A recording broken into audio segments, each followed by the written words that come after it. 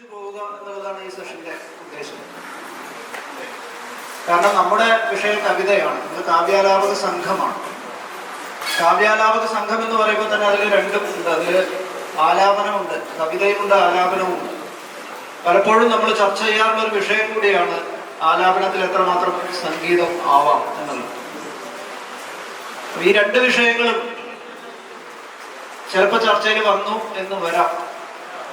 ആലാപനത്തിലെ കവിതയും കവിതയുടെ ആലാപനം രണ്ടാണ് എങ്കിൽ പോലും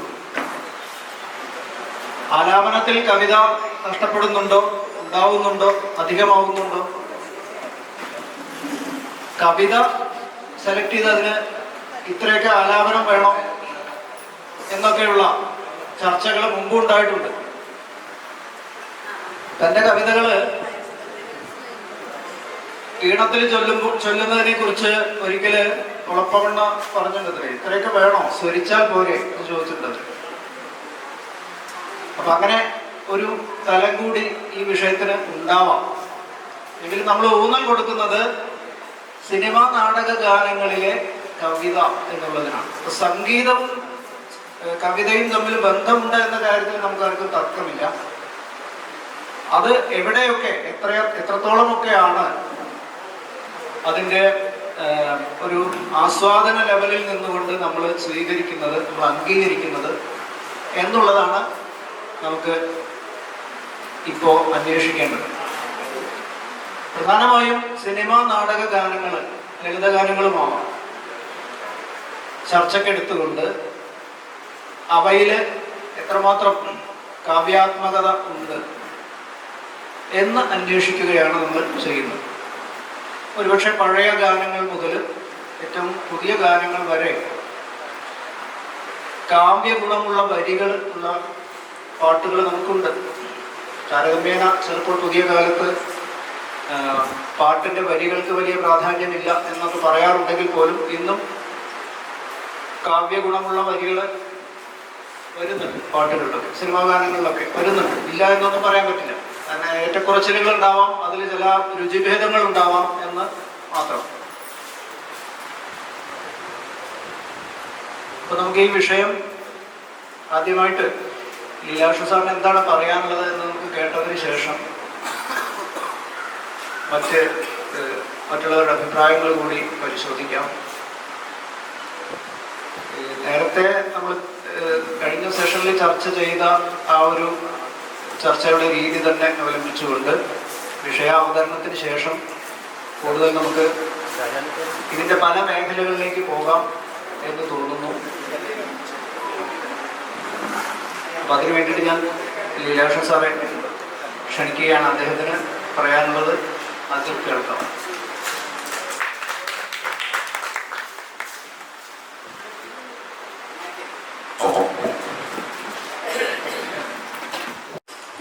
ആദരണീയനായ സുധാകരൻ മാഷ്, പ്രിയപ്പെട്ട രാജീവ്, ആര്യൻ മാഷ്, സുരജ, ബാബു മണ്ടൂര്, മാഷ്, ഇങ്ങനെ പറയാവുന്ന ശ്യാമ, സുമ, രാജാനന്ദ്, എല്ലാവരെയും പേരെടുത്ത് പറയാവുന്ന ആളാണ്. ധർമ്മത്തി മാഷ്, ശ്രീധര ടീച്ചർ, എല്ലാവരെയും ഞാൻ പേരെടുത്ത് പറഞ്ഞ് അഭിവാദ്യം ചെയ്തതായിട്ട് കണക്കാക്കണം. എല്ലാവർക്കും നമസ്കാരം. കാവ്യാലാപനത്തിൻ്റെ പരിപാടിക്ക് വരുന്നത് എനിക്ക് കൂടി ചിലതൊക്കെ ആസ്വദിക്കാനും ഇതിൻ്റെ ഭാഗമാവാനും കൂടി വേണ്ടിയാണ്. ഞാൻ കുറച്ച് നേരത്തെ വരേണ്ടിയിരുന്നു എന്ന് രാജാനന്ദ് നയിച്ച സെഷൻ്റെ അവസാനം വന്നപ്പോൾ മനസ്സിലായി. കാരണം അത്രമേൽ സർഗാത്മകമായ ഒരു നല്ല സംവാദം. അപ്പോൾ എന്തായിരിക്കും രാജാനന്ദ് പറഞ്ഞിരിക്കുക എന്ന് ഈ സംവാദം കേട്ടപ്പോൾ എനിക്ക് മനസ്സിലായി. വലിയ സംവാദ മണ്ഡലം, ശ്ലോകവും കവിതയും, ശ്ലോകത്തിലെ കവിതയും കവിതയിലെ ശ്ലോകവും ഒക്കെ ചേർന്ന ഒരു വലിയ സംവാദം. ഇന്ന് കേരളത്തിൽ അത്ര അധികം സ്ഥലങ്ങളിൽ കവിതയെ സംബന്ധിച്ച് ഇത്ര വലിയ ഉദാരമായ സംവാദങ്ങൾ നടക്കുന്നില്ല. പലപ്പോഴും സംവാദങ്ങൾ അടഞ്ഞ് ഏകപക്ഷീയമായ ചില പ്രകടനങ്ങളായിട്ട് കാവ്യമണ്ഡലം ചുരുങ്ങുന്നുണ്ട്. അതൊരു വലിയ അപകടമാണ്. കവിതയോട് താല്പര്യമുള്ള ആളുകൾ കവികളെ തന്നെ ഇരുത്തിക്കൊണ്ട് സംവദിക്കുന്നത് കാവ്യ ആരോഗ്യത്തിന് എപ്പോഴും നല്ലതായിരിക്കും. പണ്ടൊക്കെ ഈ കവിതാ സമിതി ക്യാമ്പിലൊക്കെ പോയാൽ എങ്ങനെ കവിത എഴുതിക്കാമെന്നല്ല, എങ്ങനെ കവിത എഴുത്ത് നിർത്തിക്കാം എന്നാണ് അന്ന് ആലോചിക്കുക. അങ്ങനെ ഒരുത്തരെ ശരിപ്പെടുത്തി ആയുസ്സിൽ കവിത എഴുതാൻ പറ്റാത്ത വിധത്തിലാക്കിയിട്ടാണ് ഇവിടെ. അതിനെ അതിജീവിച്ച ഒരാൾ കവിയായാൽ പിന്നെ അയാളെ ഇല്ലാതാക്കാൻ ഒരാൾക്ക് സാധിക്കില്ല. രാജേന്ദ്ര ഗവൺമെന്റ് കവിതാസമിതിയുടെ ക്യാമ്പുകളുണ്ട്, കക്കാടൊക്കെയാണ്. കക്കാടിൻ്റെ അടുത്തൊരു 3 പേജ് കവിതയെ കൊണ്ടുപോയാൽ അത് അര പേജായിട്ട് ചുരുങ്ങും. അതിന് കക്കാടിക്കുക എന്നാണ് ആ കാലത്ത് പറയുന്നത്. കക്കാടിനെ കാണിക്കുക. അപ്പോൾ അതോടുകൂടി 3 പേജിലെ കവിത അര പേജായിട്ട് ചുരുങ്ങും. അങ്ങനെ കവിതയെ നിഷ്കൃഷ്ടമായി വിചാരണ ചെയ്യാനും വിലയിരുത്താനും ചിലപ്പോൾ കവികളെ വേദനിപ്പിക്കുന്ന വിധത്തിൽ അങ്ങനെ പാടുണ്ടോ എന്നൊക്കെ ജനാധിപത്യ വിരുദ്ധമല്ലേ എന്നൊക്കെ നമുക്ക് പിന്നീട് ചോദിക്കാം. അത്രത്തോളം ജനാധിപത്യം കവിതയിൽ വേണോ വേണ്ടേ എന്നൊക്കെ പിന്നീട് ചർച്ച ചെയ്യേണ്ട ഒരു വിഷയമാണ്. പക്ഷെ ജനാധിപത്യം തന്നെയാണ് കവിത. ആർക്കും എങ്ങനെയും ആവിഷ്കരിക്കാവുന്ന തോന്നിയാക്ഷരം ആണ് കവിത. അല്ലെ, തോന്നിയാസം എന്നത് തോന്നിയാക്ഷരത്തിൽ നിന്നുണ്ടായതാണ്. തോന്നിയാക്ഷരം ആർക്കും എപ്പോഴും എങ്ങനെയും വായിൽ തോന്നിയത് കോതയ്ക്ക് പാട്ട്. അന്നും ഇതിന്റെ സവർണ നിയമങ്ങൾ കൊടികുത്തിയ വാണകാലത്തും കോതയ്ക്ക് പാട്ട് പാടാനുള്ള സ്വാതന്ത്ര്യം, വായിൽ തോന്നിയത് പാടാൻ സാധിക്കും. അതുകൊണ്ട് കവിതയിൽ എക്കാലത്തും ഒരു പാട്ട് സ്വാധീനമുണ്ട്. എഴുതപ്പെട്ടതായിരുന്നില്ലല്ലോ ആദ്യകാലത്തെ കവിത, ചൊല്ലി നടന്നതാണ്. രാമായണം ചൊല്ലി പ്രചരിപ്പിച്ചതാണ്, എല്ലാ ഇതിഹാസങ്ങളും ചൊല്ലി പ്രചരിപ്പിച്ചതാണ്. എഴുത്തു വരുന്നതിന് മുമ്പുള്ള കാവ്യസംസ്കാരം മാത്രമല്ല, കഥാസംസ്കാരം പോലും ചൊല്ലുകൾ, ഇതിഹാസങ്ങൾ ശ്ലോകങ്ങളാക്കി ചൊല്ലി 1,00,000 ശ്ലോകം ഹൃദിസ്ഥമാക്കിയിരുന്ന ആളുകളുണ്ടായിരുന്നു. മഹാഭാരതമൊക്കെ ഹൃദിസ്ഥാക്കിയ ആളുകളുണ്ടായിരുന്നു. രാമായണാദി കാവ്യങ്ങൾ ഒരു വലിയ കാലം വരെ പാടിയും കാതോട് കാത് പകർന്നും ഹൃദയത്തോട് ഹൃദയം പകർന്നും നിലനിർത്തിയതാണ് കവിതയെ. പാട്ട് പാരമ്പര്യം, ഗേയ പാരമ്പര്യം കവിതയുടെ ഒരു സ്ഥായി ഭാവമാണ്. അപ്പൊ പിന്നെ കവിത പാടാമോ, എത്രത്തോളം പാടാം, എത്ര ഉച്ചത്തിൽ കവിത ആലപിക്കണമെന്നൊക്കെയാണ് ചില സാഹിത്യ ക്യാമ്പുകളിലെ വിഷയം. ഞാൻ അങ്ങനത്തെ തർക്കങ്ങളിലേക്കൊന്നും കിടക്കുന്നില്ല. പക്ഷെ പാട്ട് പാരമ്പര്യം കവിതയുടെ, മലയാള കവിതകൾ മാത്രമല്ല ലോക കവിതയുടെ ആരംഭകാലം തൊട്ടുണ്ട്. ഇംഗ്ലീഷ് കവിതകളൊക്കെ നമ്മളിപ്പം പബ്ലോ നെരൂദയുടെ കവിതകൾ പരിഭാഷപ്പെടുത്തി കിട്ടിയിട്ടുള്ളതൊക്കെ ഗദ്യത്തിലാണ്. പക്ഷെ നെരൂദ അവിടുത്തെ ഒരു സവിശേഷമായ താളത്തിലാണ് എഴുതിയിരിക്കുന്നത്. നെരൂദയുടെ കവിത ലാറ്റിൻ അമേരിക്കൻ വൃത്തം ഉപയോഗിച്ച കവിതയാണ്. നമ്മളത് പരിഭാഷപ്പെടുത്തിയത് ഗദ്യത്തിലാണെന്ന് വരും. അപ്പൊ ആ കവിതകൾക്കൊക്കെ അതിൻ്റെ ഒരു താളമുണ്ട്. അങ്ങനെ ആലോചിക്കുമ്പോൾ മലയാളത്തിലും പാട്ടിൽ നിന്ന് തുടങ്ങി കവിതയുടെ മറ്റൊരു ഫോമിലേക്ക് വികസിക്കുന്നതാണ് മധ്യകാല കവിതയിൽ നമ്മൾ കാണുന്നത്. പക്ഷേ എഴുത്തച്ഛൻ, അതിനു മുമ്പ് കൃഷ്ണഗാഥാകാരൻ നേരത്തെ ഇവിടെ പറഞ്ഞില്ലേ, ഉന്തുന്ത് എന്നുള്ള താരാട്ട് പാട്ട് എങ്ങനെയാണ്? ഇന്ദിരാ തന്നൂടെ പുഞ്ചിരിയായോരു ചന്ദ്രികാമയിൽ പരക്കരയാലെ പാലാഴി വെള്ളത്തിൽ മുങ്ങി നിന്നിടുന്ന നീലാഭമായൊരു ശൈലം പോലെ താരാട്ടുപാട്ടിൻ്റെ ഒരു വിസ്താരം മഞ്ചരിയായി മാറുന്നത്. കൃഷ്ണപ്പാട്ടുകളും കൃഷ്ണകഥയും പറയുമ്പോഴൊക്കെ മഞ്ചരിയുടെ സ്വാധീനം വരുന്നത്. അതുപോലെ തുള്ളൽ പാട്ട്, എഴുത്തച്ഛൻ കിളിപ്പാട്ടാണ് എഴുതിയത്, ചെറുശ്ശേരി കൃഷ്ണപ്പാട്ടാണ് എഴുതിയത്, കുഞ്ചൻ നമ്പ്യാർ തുള്ളൽ പാട്ടാണ് എഴുതിയത്, മോയിൻകുട്ടി വൈദ്യർ മാപ്പിളപ്പാട്ടാണ് എഴുതിയത്. മധ്യകാല കവിതയിലൊക്കെ പാട്ടിന്റെ സ്വാധീനത്തിൽ നിന്ന് വിടാത്ത കവിതയാണ് പാട്ട് കാവ്യരൂപത്തിലേക്ക് മാറും. പക്ഷെ വൃത്തങ്ങൾ, മലയാള വൃത്തങ്ങൾ രൂപപ്പെടുന്നത് അവിടെയാണ്. ഗണക കവിയുടെ ഒരു പഴയ പ്രചാരത്തിലുള്ള ഈണമാണ് ചന്ദന തണലൂടെ മന്ദമാരുതമേറ്റ് ദിശ പാടി വരും സുന്ദരി കിളിപ്പെണ്ണെ. ശാരിക പൈതലെ ചാരുശീലെ വരികാരോമലെ കഥാശേഷവും ചൊൽകനി എന്ന ഒരു വൃത്തത്തിലേക്ക് ഈ ഗണകത്തിന്റെ പാട്ടുവഴിയാണ് രൂപപ്പെട്ടു വരുന്നത്. നമ്മൾ സൂക്ഷ്മമായിട്ട് നോക്കിയാൽ ഈ പാട്ടുവഴികൾ വൃത്തങ്ങളായി മാറിയ ഒരു കാലഘട്ടം നമുക്ക് കാണാൻ പറ്റും. 14 വൃത്തമാണെങ്കിൽ കുഞ്ചൻ നമ്പ്യാരുടെ എല്ലാ വൃത്തങ്ങളും പാട്ടുവഴിയിൽ നിന്ന് വികസിച്ചു വന്നതാണ്. അത് പറയന്റെയും ശ്രീരംഗന്റെയും ഓട്ടന്റെയും പോലെ കീഴാളപ്പാട്ടുകളെ ചാക്യാരോട് കലഹിക്കേണ്ടി വന്നപ്പോൾ കീഴാളപ്പാട്ടുകളെ കൂട്ടുപിടിച്ച് പറയന്റെ തുള്ളലും ഓട്ടന്റെ തുള്ളലും ശ്രീരംഗന്റെ തുള്ളലും അന്ന് ക്ഷേത്രപ്രവേശനം ചെയ്യിച്ചു വരാം. ഒരു വിഭവം കൂടിയാണ് ആ അർത്ഥത്തിൽ ആലോചിച്ചത്. അങ്ങനെ ഈ പാട്ടുകളെയൊക്കെ മോയിൻകുട്ടി വൈദ്യർ ഉപയോഗിക്കുന്നത് അക്കാലത്തെ നാട്ടുമൊഴി പാട്ടുകൾ തന്നെയാണ്. മോയിൻകുട്ടി വൈദ്യർ അവലംബമാക്കിയിട്ടുള്ളത് വിദേശ അറബി പാട്ടുകളെയല്ല, അറബി വൃത്തശാസ്ത്രത്തിന്റെ സ്വാധീനം ഉണ്ടായിരുന്നതേ ഉള്ളൂ. അതിന് ഏറനാട്ടിൽ പ്രചാരത്തിലുണ്ടായിരുന്ന അറവനമുട്ട് പാട്ടുകളുടെയൊക്കെ സ്വാധീനമുണ്ട്. ഇപ്പം കടകി മണ്ണത്തെ സമയത്തിൽ ഉടനവനെത്തി മനതുള്ളിൽ സരസിജ മുറ്റേ മധുരത്തെ കുസുജമാല അവളുടെ തലമഹത്തൊക്കെ മറന്നിടും എന്നതുടഹാല. ഇതൊരു അറബി വൃത്തമല്ല, അത് ഏറാടൻ പാട്ടുവൃത്തത്തെ അറബി വൃത്തശാസ്ത്രങ്ങൾ ചേർക്കുന്നതാണ്. ഒരുപാട് ഈണങ്ങൾ അങ്ങനെ. പയ്യല് പീഴായത്തിൽ ഒത്തൊരു കളിത്തും കൊണ്ട് ഒരുവൻ ഒറ്റൊരു വാക്ക് ഞാൻ തെറ്റിടാതെ അയ്യവൻ നാമത്തെ മൊയ്യും സൈനോ തുജാരാമേയൻ തന്നെ പറയും. പഴം വരും. കണ്ടാറക്കെട്ടും കണ്ടാരോടത്തൊക്കെ തുണ്ടതിലുണ്ടാനേ ഒരുത്തി കഹനിലുദിത്ത കമർ പോൽ മുഖം കത്തി ലങ്കി മറിന്താനേ. മോൻകുട്ടി ഇതിൽ മാത്രം ഉദാഹരിച്ചാൽ എണ്ണമറ്റ പാട്ടുവഴികൾ അദ്ദേഹം ഉണ്ടാക്കി. എണ്ണമറ്റ പാട്ടുവഴികൾ കുഞ്ചൻ നമ്പി ഉണ്ടാക്കി. എഴുത്തച്ഛനും പാട്ടുവഴികളൊക്കെ തന്നെയാണ് ശരിക്കും താളപ്പെരുക്കങ്ങൾ. തകത കേട്ടാത്ത കഥ കേട്ടാത്ത കഥ കേട്ടാത്ത കഥ കേട്ടാത്തൊരു ഈ തിമിലയുടെ പൈത്താരി പെരുക്കമായിട്ട് നമുക്ക് കളകാഞ്ചിയെ ബന്ധിപ്പിക്കാം. ചരണമല്ല അല്ലെ, ഇതൊക്കെ രാജാവിനൊക്കെ ഗവേഷണം ചെയ്ത വിഷയം. അക്കാലത്ത് പഞ്ചവാദ്യം പഠിച്ചിട്ടല്ല, താൻ ജീവിച്ച കാലഘട്ടത്തിലെ തന്റെ ചുറ്റുമുള്ള താളങ്ങളുടെ സ്വാധീനം എഴുത്തച്ഛനിലും കുഞ്ചൻ നമ്പ്യാരിലും ഒക്കെ ഉണ്ടായിട്ടുണ്ട്.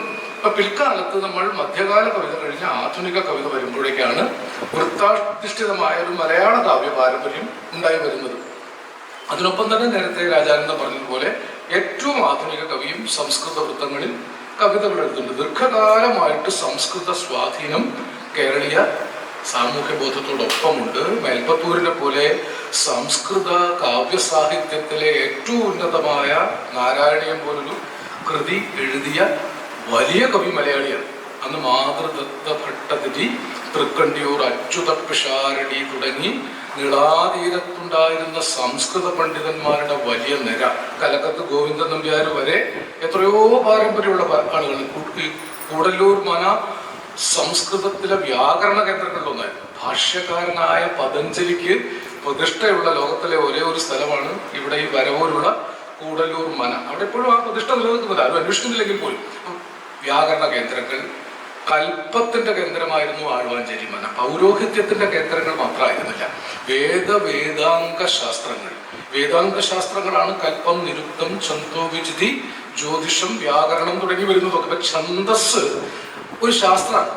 ഇന്ത്യൻ തത്വചിന്തയിൽ, ഇന്ത്യൻ ശാസ്ത്രാന്വേഷണത്തിൽ വേദാംഗങ്ങൾ എന്നറിയപ്പെടുന്ന ശാസ്ത്രഗണത്തിലാണ് ഛന്ദോവിചിതി, അതായത് ഛന്ദസ്സുമായിട്ടുള്ള വിചിന്തനം വരുന്നത്. അപ്പൊ ഛന്ദസ്സിന്റെ ഒരു പാരമ്പര്യം എത്രയോ സഹസ്രാബ്ദങ്ങളായിട്ട് ഇന്ത്യൻ കവിതയിൽ, ഇന്ത്യൻ പോയറ്റിക്സ്, ഭാരതീയ കാവ്യമീമാംസ, ഈ ഛന്ദോബദ്ധമായ കവിതയുടെ അതിദീർഘകാല പാരമ്പര്യം കൊണ്ടു നടന്നതാണ്. അത് അന്ന് നമ്മെ സ്വാധീനിച്ചിട്ടുണ്ട്. നമ്മൾ പിന്നെ ചെയ്തത് ഈ നാട്ടുമൊഴികളുടെ മാപ്പിളപ്പാട്ടിനും കുറത്തിപ്പാട്ടിനും പുള്ളുവപ്പാട്ടിനും പുലയപ്പാട്ടിനും തള്ളി മാറ്റപ്പെട്ട പാട്ടുകൾക്കൊക്കെ കവിതയിൽ ഒരിടം കൊടുക്കാൻ ആധുനിക കാല കവിത കാരണമായി. ഒരുപക്ഷെ ചങ്ങമ്പുഴയോടുകൂടി ആ പാട്ട് പാരമ്പര്യം വീണ്ടും സജീവമായി.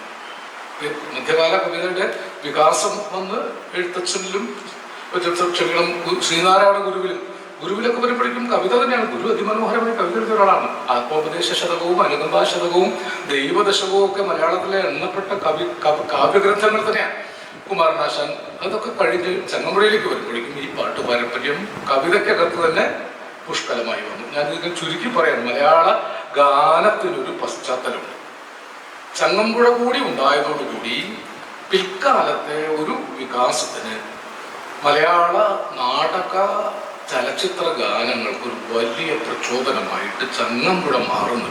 ചങ്ങമ്പുഴയിൽ കാലൂന്നിക്കൊണ്ടാണ് പി ഭാസ്കരനും ONV-യും വയലാറും ഒക്കെ നമ്മുടെ ഗാന പാരമ്പര്യത്തിന്, പുതിയ ആധുനിക ഗാന പാരമ്പര്യത്തിന് ഒരു തുടക്കം കുറിക്കുന്നത്. അതിന് നേരത്തെയുള്ള വേരോട്ടം പഴയ പാട്ട് പാരമ്പര്യത്തിലാണെങ്കിലും ചങ്ങമ്പുഴ നീലക്കുയിലെ നിയന്ത്രനോട് മുണ്ടാത്തു പോലുള്ള നാട്ടുപാട്ടുകളെ നേരിട്ട് പ്രയോഗത്തിലാക്കിയ അനവധി പാട്ടുകളുണ്ട്. മലയാളിക്കാടുകൾ തൊട്ടുള്ള എല്ലാ പാട്ടുകളിലും കവിതകളിലും ഒരു പാട്ട് പാരമ്പര്യമുണ്ട്. ഈ പാട്ട് പാരമ്പര്യവും പഴയ പാട്ട് പാരമ്പര്യവും ചേർത്താണ് നമ്മുടെ നാടക ഗാനങ്ങളുടെ തുടക്കം. ആദ്യത്തെ ഒരു പ്രധാനപ്പെട്ട നാടക പാട്ട് കുറത്തി വൃത്തത്തിലാണ്. ONV-യുടെ പ്രശസ്തമായ പാട്ടാണ്. കുറത്തി വൃത്തം നമുക്ക് അറിയുന്ന വൃത്തമാണല്ലോ. ശ്രീഭുവനം നാടുതോറും നാടുമല്ല ദേശം, കന്നി മുന്നം നാട്ടിലെ പിറന്നൊരു കുറത്തി വിഷ്ണുവിങ്കൽ ഭക്തിയോടെ വിശ്വസിച്ചോരു തൻ ഭക്തനായ മൽപ്പുറവൻ കേട്ടുകൊണ്ടവൻ. ഇതാണ് കുറത്തി വൃത്തം. ഇതിലാണ് പൊന്നരിവാളം പിഴയിൽ കണ്ണെറിയുന്നോളെ ആ മരത്തിൻ പൂന്തണലിൽ വാടി നിൽക്കുന്നോളെ. വൃത്തം നേരിട്ട് കുറത്തി വൃത്തം. ഇതിൽ ഇഷ്ടം പോലെ പാട്ടുകളാകാത്ത എല്ലാ ഫോക്കലോറിലും, മാപ്പിള ഫോക്കലോറില്, കീഴാളരുടെ എല്ലാ ഫോക്കലോറിലും, ഫോക്കലോറൊക്കെ ജാതി തിരിച്ചാണ് ആ കാലത്തുള്ളത്. ഒരു ജനസംസ്കാരത്തെ ഒന്നിച്ച് കാണാൻ അത് നമുക്ക് മാനസിക സജ്ജീകരണം ഉണ്ടായിട്ടില്ല. മാപ്പിള ഫോക്കലോറും നമ്പൂതിരി ഫോക്കുമായിട്ട് ബന്ധപ്പെട്ട്, നമ്പൂതിരിക്ക് ഒരു വലിയ ഫോക്കലോറുണ്ട് കേട്ടോ. നമ്പൂതിരി ഫോക്കലോറിലെ പ്രധാനപ്പെട്ട ഒന്നാണ് ഈ പാനയങ്കളിയിലൊക്കെ ഉള്ള വലിയൊരു പാരമ്പര്യമാണ്. നമ്പൂതിരിയുടെ ഫോക്കലോറുണ്ട്. എല്ലാ സമുദായങ്ങൾക്കും അതിൻ്റെ ഫോക്കലോറുകൾ ഉണ്ടായിരുന്നു. പക്ഷെ അതിനെ സമന്വയിപ്പിക്കാൻ ആ കാലത്ത് നമുക്ക് പറ്റിയില്ല. കാരണം ജാതി വ്യവസ്ഥയുടെ അതിരൂഢമായ വേരുകൾ അന്ന് ഈ പരസ്പരം ബന്ധിപ്പിക്കാൻ പറ്റാത്ത വിധത്തിൽ അകറ്റി നിർത്തിയിരുന്ന ഫോക്ലോറുകളെ ഒന്നിപ്പിച്ചുകൊണ്ടൊരു പൊതുപാട്ട് വഴി ആണ് നാടക ചലച്ചിത്ര ഗാനങ്ങൾ ഉണ്ടാക്കുന്നത്. അതുകൊണ്ടാണ് ഒരുപക്ഷെ ഈ പറയുന്ന കുറത്തി വൃത്തം എല്ലാവരുടെയും വൃത്തമായി. അതിന്റെ കുറത്തി സ്വഭാവം മാറ്റിയിട്ട് പൊന്നരിവാളം പിള്ളിയിൽ കണ്ണെറിയുന്നോളെ ആ മരത്തിൻ പൂങ്കണ്ണലിൽ പാടി നിൽക്കുന്നോളെ എന്നൊരു പുതിയ മനുഷ്യവൃത്തം ഉണ്ടാകുന്നത് പറഞ്ഞു തരാൻ കുറച്ച് ബുദ്ധിമുട്ടാണ്. കാരണം ജാതീയമായി വേർതിരിഞ്ഞു കിടന്നിരുന്ന വ്യത്യസ്ത പാട്ടുധാരകളിൽ നിന്ന് ഒരു മാനക പാട്ടുധാര ഉണ്ടാകും. എഴുത്തച്ഛൻ മാനക മലയാളം ഉണ്ടാക്കിയതുപോലെ ഒരു മാനക ഗാനധാരയെ സൃഷ്ടിക്കാൻ ബോധപൂർവമോ അല്ലാതെയോ നമ്മുടെ ഗാനകവികൾ കാരണക്കാരായി. അതിൽ പി ഭാസ്കറിന്റെ പങ്ക് വളരെ വലുതാണ്. ഭാസ്കരനാണ് ഈ പറയുന്ന നാട്ടുമൊഴി മലയാളത്തിന്റെ എല്ലാ നാട്ടടങ്ങുകളെയും നാടോടി ചൂട്ടുവട്ടങ്ങളെയും പാട്ടിന്റെ അന്തർബലമാക്കിയത്. അതിന്റെ കവിതയുടെ ഗുണത്തിലേക്ക് വരുന്നതിന് മുമ്പ് ഈ പാട്ടുവഴികളെ എങ്ങനെ സ്വീകരിച്ചു എന്ന് വളരെ പ്രധാനപ്പെട്ട ഒന്നാണ്. കോട്ടിലിരിക്കണം മൂട്ടെ മൂട്ടെ നീ ഇത് കേട്ടാട്ടെ, കടിച്ചു തിന്നാൻ വന്നാൽ നിന്നെ കശാപ്പ് ചെയ്യും മൂശേട്ടെ, കണ്ടം വെച്ചൊരു കോട്ടാണ് പണ്ടേ കിട്ടിയ കോട്ടാണ്, മമ്മദ് കാക്കട കോട്ടാണ്, ഇത് നാട്ടിലെ മുഴുവൻ പാട്ടാണ്. അല്ലെ ഈ പാട്ടാക്കുന്നത് രാഘവനാണെങ്കിലും ഈ മൂട്ടപ്പാട്ട് എന്ന് പറയുന്ന പഴയൊരു നാടോടി പാട്ട്, മൂട്ടപ്പാട്ട് ഉണ്ടായിരുന്ന ഒരു പാട്ടാണ്. മാപ്പിളപ്പാട്ട് സാഹിത്യത്തിലുള്ള ഒരു പ്രശസ്തമായ പാട്ടാണ് മൂട്ടപ്പാട്ട്. അതിൽ നിന്നാണ് ഈ കടിച്ചു തിന്നാൻ കടിച്ചു തീറും മൂശേട്ടെ എന്നൊക്കെയുള്ള പദപ്രയോഗങ്ങൾ ഭാസ്കര മാഷ് കടമുള്ളത്. അപ്പൊ മാപ്പിളപ്പാട്ടിന്റെ ഒരു സമ്പന്നമായ ധാരയെ മാഷ് സ്വീകരിച്ചു. അതോടൊപ്പം തന്നെ നമ്മുടെ നാട്ടിലുണ്ടായിരുന്ന അനവധി പാട്ടുകൾ, അക്കാലത്തുണ്ടായിരുന്ന ഒരുപക്ഷെ ഈ മുരുക്കിനൊന്നും കവിതയിൽ സ്ഥാനം ഉണ്ടായിരുന്നില്ല. ഇല്ലേ? കവിതയിൽ മുരുക്ക് വന്നത് ഭാസ്കര മാഷോട് കൂടിയാണ്. അതുപോലെ വല്ല കടമ്പ് വൃക്ഷങ്ങളോ വനജ്വൽസിനെയൊക്കെ അല്ലേ വരുള്ളൂ. കിഴക്ക് ദിക്കിലെ ചെന്തെങ്ങിൽ കരിക്ക് പൊന്തിയ നേരത്ത് മുരുക്കിൻ തയ്യെ നിന്നുടെ ചുട്ടിൽ മുറുക്കി തുപ്പിയതാരാണ്. അതിമനോഹരമായ ഒരു കവിതയല്ലേ? മുരുക്കൻ പൂ വീണ് കിടക്കുന്നത്, ഈ പ്രഭാതത്തിൽ മുരുക്കൻ പൂ വീണ് കിടക്കുന്ന ഒരു പ്രഭാത ദൃശ്യത്തെ മുരുക്കിന്റെ ചുവട്ടിൽ മുറുക്കി തുപ്പിയതാണെന്ന് സങ്കല്പിക്കും. പ്രഭാതത്തിന്റെ ചുവപ്പും ഈ മുരുക്കൻ പൂക്കളുടെ ചുവപ്പും മുറുക്കി തുപ്പിയതിന്റെ ചുവപ്പും കൂടി ഒരൊറ്റ സങ്കല്പത്തിലേക്ക് ഇത് നമുക്ക് നിർദ്ധാരണം ചെയ്യാൻ പറ്റുന്നുണ്ട്. അത് സ്വാഭാവികമല്ല, അത്രമേൽ സ്വാഭാവികമായി രൂപപ്പെട്ടു വരുന്ന ഒരു സങ്കല്പശേഷിയാണ്. അതിനു മുമ്പ് മലയാള കവിതയിൽ അങ്ങനത്തെ ഒരു സങ്കല്പം നിങ്ങൾ കാണില്ല. ഒരുപാട് കാര്യങ്ങൾ ഭാഷകൾ ചെയ്തു. നാഴിയൂരി പാലുകൊണ്ട് നാടാകെ കല്യാണം, 4-5 തുമ്പ കൊണ്ട് മാനത്തൊരു പൊന്നോണം.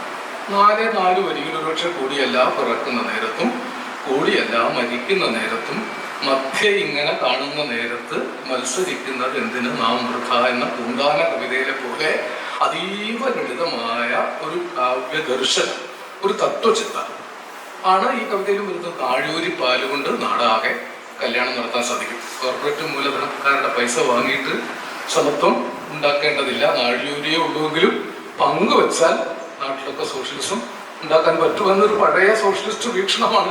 4-5 തുമ്പ എവിടെങ്കിലും പൊന്നോണം ഉണ്ടാകും. ഇതിന്റെ ആശയത്തെക്കാളേറെ അത് സംവദിക്കുന്ന നാട്ടുമൊഴി മലയാളം അതീവ ലളിതമായ ഏത് പാമരനും, അടുത്തൊരു സ്റ്റേജാണ് അതിന്റെ ഏത് പാമരനും മനസ്സിലാക്കാൻ പറ്റുന്നത്. അതിന്റെ ഭാഗമായിട്ടാണ് എല്ലാവരെ കൊണ്ടും മാപ്പിളപ്പാട്ട് പഠിച്ച പാട്ട് വരുന്നത്. കായലരികത്ത് വലയെറിഞ്ഞളകിലെത്തിയ സുന്ദരി പെണ്ണ് കെട്ടിന് കുറിയെടുക്കുമ്പോൾ ഒരു നറുക്കിന് ചേർക്കണേ. വലിയ ജനാധിപത്യപരമായ ഒരു പ്രണയസങ്കല്പമാണ്. പെണ്ണ് കെട്ടിന് കുറിയെടുക്കുമ്പോൾ ഒരുപാട് കുറി വീഴാൻ നറുക്ക് വീഴാൻ സാധ്യതയുള്ള ഒരു സുന്ദരിയായ കാമുകിയാണ്. ഒരുപക്ഷെ അതിമനോഹരമായ ഒരു കൽപ്പന അതിൽ മാഷ് ഉപയോഗിച്ചിട്ടുണ്ട്. വമ്പഴും നിന്റെ പുരികക്കൊടിയുടെ അമ്പുകൊണ്ട് ഞരമ്പുകൾ കമ്പൊടിഞ്ഞൊരു ശീലക്കുടയുടെ കമ്പി പോലെ വലിഞ്ഞുപോയി. മലയാളത്തിൽ ഇതപര്യന്തം അങ്ങനെ ഒരു ഉപമയും സകക്കൂല. കാമുകിയുടെ പുരികക്കൊടിയുടെ അമ്പുകൊണ്ട് കാമുകന്റെ ഞരമ്പുകളൊക്കെ കമ്പൊടിഞ്ഞ ശീലക്കുടയുടെ കമ്പി പോലെ വളഞ്ഞ് നാശകോശമായിട്ട് കിടക്കുകയാണ്. അത് കുറെ വരികളൊക്കെ ഉണ്ട്. അതിന് അവസാനം എന്നിട്ട് പറയുന്നുണ്ട്, വേറെയാണ് വിചാരമെങ്കിൽ നേരമായത് ചൊല്ലുവാൻ, വെറുതെ ഞാനെന്ത് എരിയും വെയിലത്ത് കയ്യിലും കുത്തി നടക്കണം. ഈ കയ്യിലും കുത്തി നടക്കുക എന്നുള്ളതും ഒരു പക്ഷേ മലയാളത്തിൽ അതിമനോഹരമായ ഒരു പ്രയോഗമാണ്. നിന്റെ മനസ്സിൽ വേറെ ആളാണെങ്കിൽ അത് എന്നോട് പറയണം, ഞാൻ വെറുതെ കയ്യിലും കുത്തി നടക്കണ്ടല്ലോ എന്നാണ് അതിന്റെ. ഇതൊരു ജനാധിപത്യം, പ്രണയത്തിന്റെ ജനാധിപത്യമാണ്. ഇപ്പോൾ ഈ പ്രണയക്കുത്ത് വന്ന കാലല്ലേ, പ്രണയം നിഷേധിച്ച കാമുകിമാരെ കുത്തിക്കൊല്ലുകയും കാമുകന്മാർ കഷായ ചലഞ്ച് അല്ലെ ജ്യൂസ് കൊടുത്ത് കൊല്ലുകയും ചെയ്യുന്നതിൻ്റെയൊക്കെ പശ്ചാത്തലത്തിൽ ഈ പറയുന്ന ഒരു പ്രണയത്തിന്റെ ജനാധിപത്യവൽക്കരണം പാട്ടുകളിൽ സംഭവിച്ചു. അത് കേരളത്തിൽ സംഭവിക്കുന്നത് ആശാനോട് കൂടിയാണ്. ആശാനിലാണ് ഒരുപക്ഷെ വാസവദത്തയുടെ പ്രണയം, പ്രേമമേ നിൻ പേര് കേട്ടാൽ പേടിയാം വഴിപിടച്ച കാമകിങ്കരന്മാർ ചെയ്യും കടും കൈകളാൽ എന്ന് പറഞ്ഞു തുടങ്ങുന്ന കാവ്യം ആ കിടപ്പിലും അവളാ യുവമുനിയെ വീക്ഷിപ്പാൻ പൊക്കിയിടുന്നു തല രാഗവൈഭവം കണ്ടു. പ്രണയിക്കാൻ ശരീരം ആവശ്യമില്ല, മാംസനിബദ്ധമല്ല രാഗം എന്നൊക്കെ പിൽക്കാലത്ത് വിവക്ഷിക്കപ്പെട്ട ഒരു ആശയലോകവും ഈ പാട്ടുലോകവും ഒരുമിച്ചാണ് വികസിക്കുന്നത്. ഒന്നുമേ വേണ്ടെനിക്ക് ആ മൃദുചിത്തത്തിൽ എന്നെ കുറിച്ചുള്ള ഒരു ഓർമ്മ മാത്രം മതി. ഇത് ചെങ്ങമ്പുഴ വരികളാണ്. ഒന്നുമേ വേണ്ടെനിക്ക് ആ മൃദുചിത്തത്തിൽ എന്നെ കുറിച്ചുള്ള ഒരു ഓർമ്മ മാത്രം മതി. പ്രണയം എന്നത് പരസ്പരം അവരുടെ ഹൃദയങ്ങളിൽ ഓർമ്മയായി മാത്രം നിൽക്കേണ്ടുന്ന ഒരു അതിലോലമായ വികാരമായിട്ട് ചങ്ങമ്പുഴ മോചിപ്പിക്കുന്നുണ്ട്. ഒരു ദരിദ്രന് പ്രേമിക്കാൻ അവകാശമുണ്ടോ എന്നാണ് രമണൻ ചോദിച്ച പ്രധാനപ്പെട്ട ചോദ്യം അല്ലെ. രമണന്റെ അയോഗ്യത അയാൾ ആടുമയ്ക്കുന്നവനും ദരിദ്രനുമായിരുന്നു. ഈ ഒരു വിഷയം ആണ് സാമൂഹികമായിട്ട് ചങ്ങമ്പുഴ പറയുന്നത്. ഇതിന്റെ കാൽപ്പനിക ഭംഗി മാത്രമല്ല. അന്നൊരു രമണൻ ആത്മഹത്യ ചെയ്തെങ്കിൽ പിന്നീട് അനേകം രമണന്മാർക്ക് ആത്മഹത്യ ചെയ്യാതിരിക്കാൻ ഈ രമണൻ ഒരു കാരണമായിട്ടുണ്ട്. അപ്പൊ അന്ന് ഈ തുറന്നു വിട്ട പ്രണയത്തിന്റെ ജനാധിപത്യം അത് ഭാസ്കരൻ മാഷിലൊക്കെ പാട്ടിന്റെ ആശയലോകത്ത്, നമ്മൾ നേരത്തെ പറഞ്ഞ മാപ്പിളപ്പാട്ട്, വെളുക്കുമ്പം കുളിക്കുവാൻ പോകുന്ന വഴിവക്കി വേദിക്കൽ നിന്നവനെ കൊച്ചു കിളിച്ചുണ്ടൻ മാമ്പഴം പഴുകൊണ്ടെന്നോട് ഇന്നാരം പറഞ്ഞവനെ. അതൊരു പ്രണയത്തിന്റെ പുതിയൊരു ചിത്രമാണ്. വെളുക്കുമ്പോൾ കുളിക്കാൻ പോകുന്ന നേരത്തിൽ മാങ്ങയും കടിച്ചുകൊണ്ട് നിൽക്കുന്നു. അതിന് പറ്റുന്ന ഒരു ശരീരമാണ്. ആ ആശയത്തിന് പ്രക്ഷേപണം ചെയ്യാൻ പറ്റുന്ന ഒരു കാവ്യ ശരീരത്തെ സ്വീകരിക്കുന്നു. അതാണ് കവിതയിൽ അതിന്റെ പ്രയോഗം. അതാണ് ആശാൻ പറയുന്ന ഒരു സംസ്കൃത ബന്ധുരമായ മലയാളമല്ല, ചങ്ങമ്പുഴ പറയുന്നതിൽ നിന്നും ലളിതമാണ്. ഈ ചങ്ങമ്പുഴയ്ക്ക് ഇത്രത്തോളം ഗ്രാമീണമായ രംഗത്തെ കാണാൻ സാധിച്ചിട്ടില്ല. ഈ ഗ്രാമരംഗങ്ങളെ അത് എല്ലാ സമുദായങ്ങളെയും സമീകരിച്ചിട്ടാണ് മാഷ് ഉപയോഗിക്കുന്നത്. മണം വീശും എന്നോടെ മുടിക്കെട്ടിൽ മുല്ലപ്പൂ ചൂടിച്ച വിരുന്നുകാരാ, ധനുമാസം പൂക്കൈത മലർ ചൂടി വരുമ്പോൾ അങ്ങയെ കിനാവു കണ്ട് കൊതിച്ചിരിക്കും. മഞ്ഞണി പൂനിലാവ് പേരാറ്റിൻ കടവിങ്കൽ മഞ്ഞളച്ചു വെച്ച് നീരാടുമ്പോൾ ആ പാട്ട് മാത്രം ഉണ്ടാക്കുന്ന ഒരു പ്രണയാന്തരീക്ഷം എംടി കഥകൾ രൂപപ്പെടുത്തിയെടുത്ത ഒരു നാട്ടിൽ 4 വീട്ടിലെ മരുമക്കത്തായ കൂട്ടുകുടുംബ വ്യവസ്ഥയിലെ വിരുന്നുകാരൻ വെച്ചാൽ അമ്മാവന്റെ മകനാണ്, അല്ലെങ്കിൽ അങ്ങനെയാണല്ലോ സത്യം. അമ്മാവന്റെ മകളെ കല്യാണം കഴിക്കാനും അടപ്പുറത്ത് വാഴ വെട്ടാനും ആരോടും ചോദിക്കേണ്ടെന്ന് പറയുന്ന ഒരു കാലത്ത് ഈ വിരുന്നുകാരനാണ് കാമുകൻ. വിരുന്നുകാരൻ കാമുകനാണ്. ഒരു കൊച്ചു പന്തലിൽ ഒരു കൊച്ചു മണ്ഡപം പുളിയിലക്കരണ്ടും കിനാവ് കണ്ടേന്. അങ്ങനത്തെ ഒരു കിനാവ് ഇന്ന് സങ്കല്പിക്കാൻ പറ്റില്ല. അതൊരു കാലത്തിന്റെ വ്യവസ്ഥയുടെയാണ്. സംബന്ധം എന്ന് പറഞ്ഞാൽ ഒരു മുണ്ട് ഉണ്ടായാൽ അമ്മാവന്റെ അനുവാദം ഉണ്ടെങ്കിൽ മരുമകളെ സംബന്ധം ചെയ്യാൻ പറ്റിയൊരു കാലത്ത് നല്ല കസവും കൊണ്ട് വാങ്ങി ഏതെങ്കിലും മികച്ച തറവാട്ടിൽ പോയി അമ്മാവന്മാരെ സ്വാധീനിച്ച് അന്നവിടെ സംബന്ധം ഏർപ്പെടുത്തി ആ ഉടമുറിയാണ് ഒരു മുണ്ട് കൊടുത്ത് പുടവ കൊടുത്ത് അന്നവിടെ താമസിച്ച് പിറ്റേന്ന് രാവിലെ അത് വക്ക് ധരിച്ചു കൊണ്ടുവരാൻ പറഞ്ഞ് അതേ മുണ്ട് തിരിച്ചു വാങ്ങി അന്ന് വൈകുന്നേരം വേറൊരു വീട്ടിൽ പോയി സംബന്ധം ചെയ്യാൻ പറ്റുന്ന ഒരു സാമൂഹിക കാലാവസ്ഥയിൽ ഒരു കാമുകിക്ക് കുടിയിലക്കരം കൊണ്ട് മാത്രമേ കിടാവ് കാണാൻ പറ്റൂ. ഇന്ന് കാണുന്ന പുതിയ കല്യാണത്തിന്റെ പോഷകളൊന്നുമില്ല. ഇത് അവർ കാലത്തിന്റെ കൂടി പ്രതീകമായിട്ടാണ് കവിതയിലേക്ക് വരുന്നത്. പക്ഷെ എല്ലാ കവിതയിലും പതിവായി പൗർണമി തോറും പടിവാതിലിനപ്പുറമെത്തി കണിവെള്ളരി കാഴ്ചവെക്കും കനക നിലാവ്. നിലാവിനെ ഇങ്ങനെ നിലാവിനെ ഏറ്റവും ഭംഗിയായിട്ട് ഉപയോഗിച്ചിട്ടാണ് കാടും തൊടികളും കനക നിലാവത്ത് കൈകൊട്ടി കളിക്കുന്ന നാടുണ്ട്. മാമലകൾക്കപ്പുറത്ത് മരതകപ്പട്ടുടുത്ത് മലയാളം എന്നൊരു നാടുണ്ട്. ഏത് കേരള ഗാനത്തെക്കാൾ ഉജ്ജ്വലമായ കേരള ഗാനമാണ് മാമലകൾക്കപ്പുറത്ത് മരതകപ്പട്ടുടുത്ത് മലയാളം എന്നൊരു നാടുണ്ട്.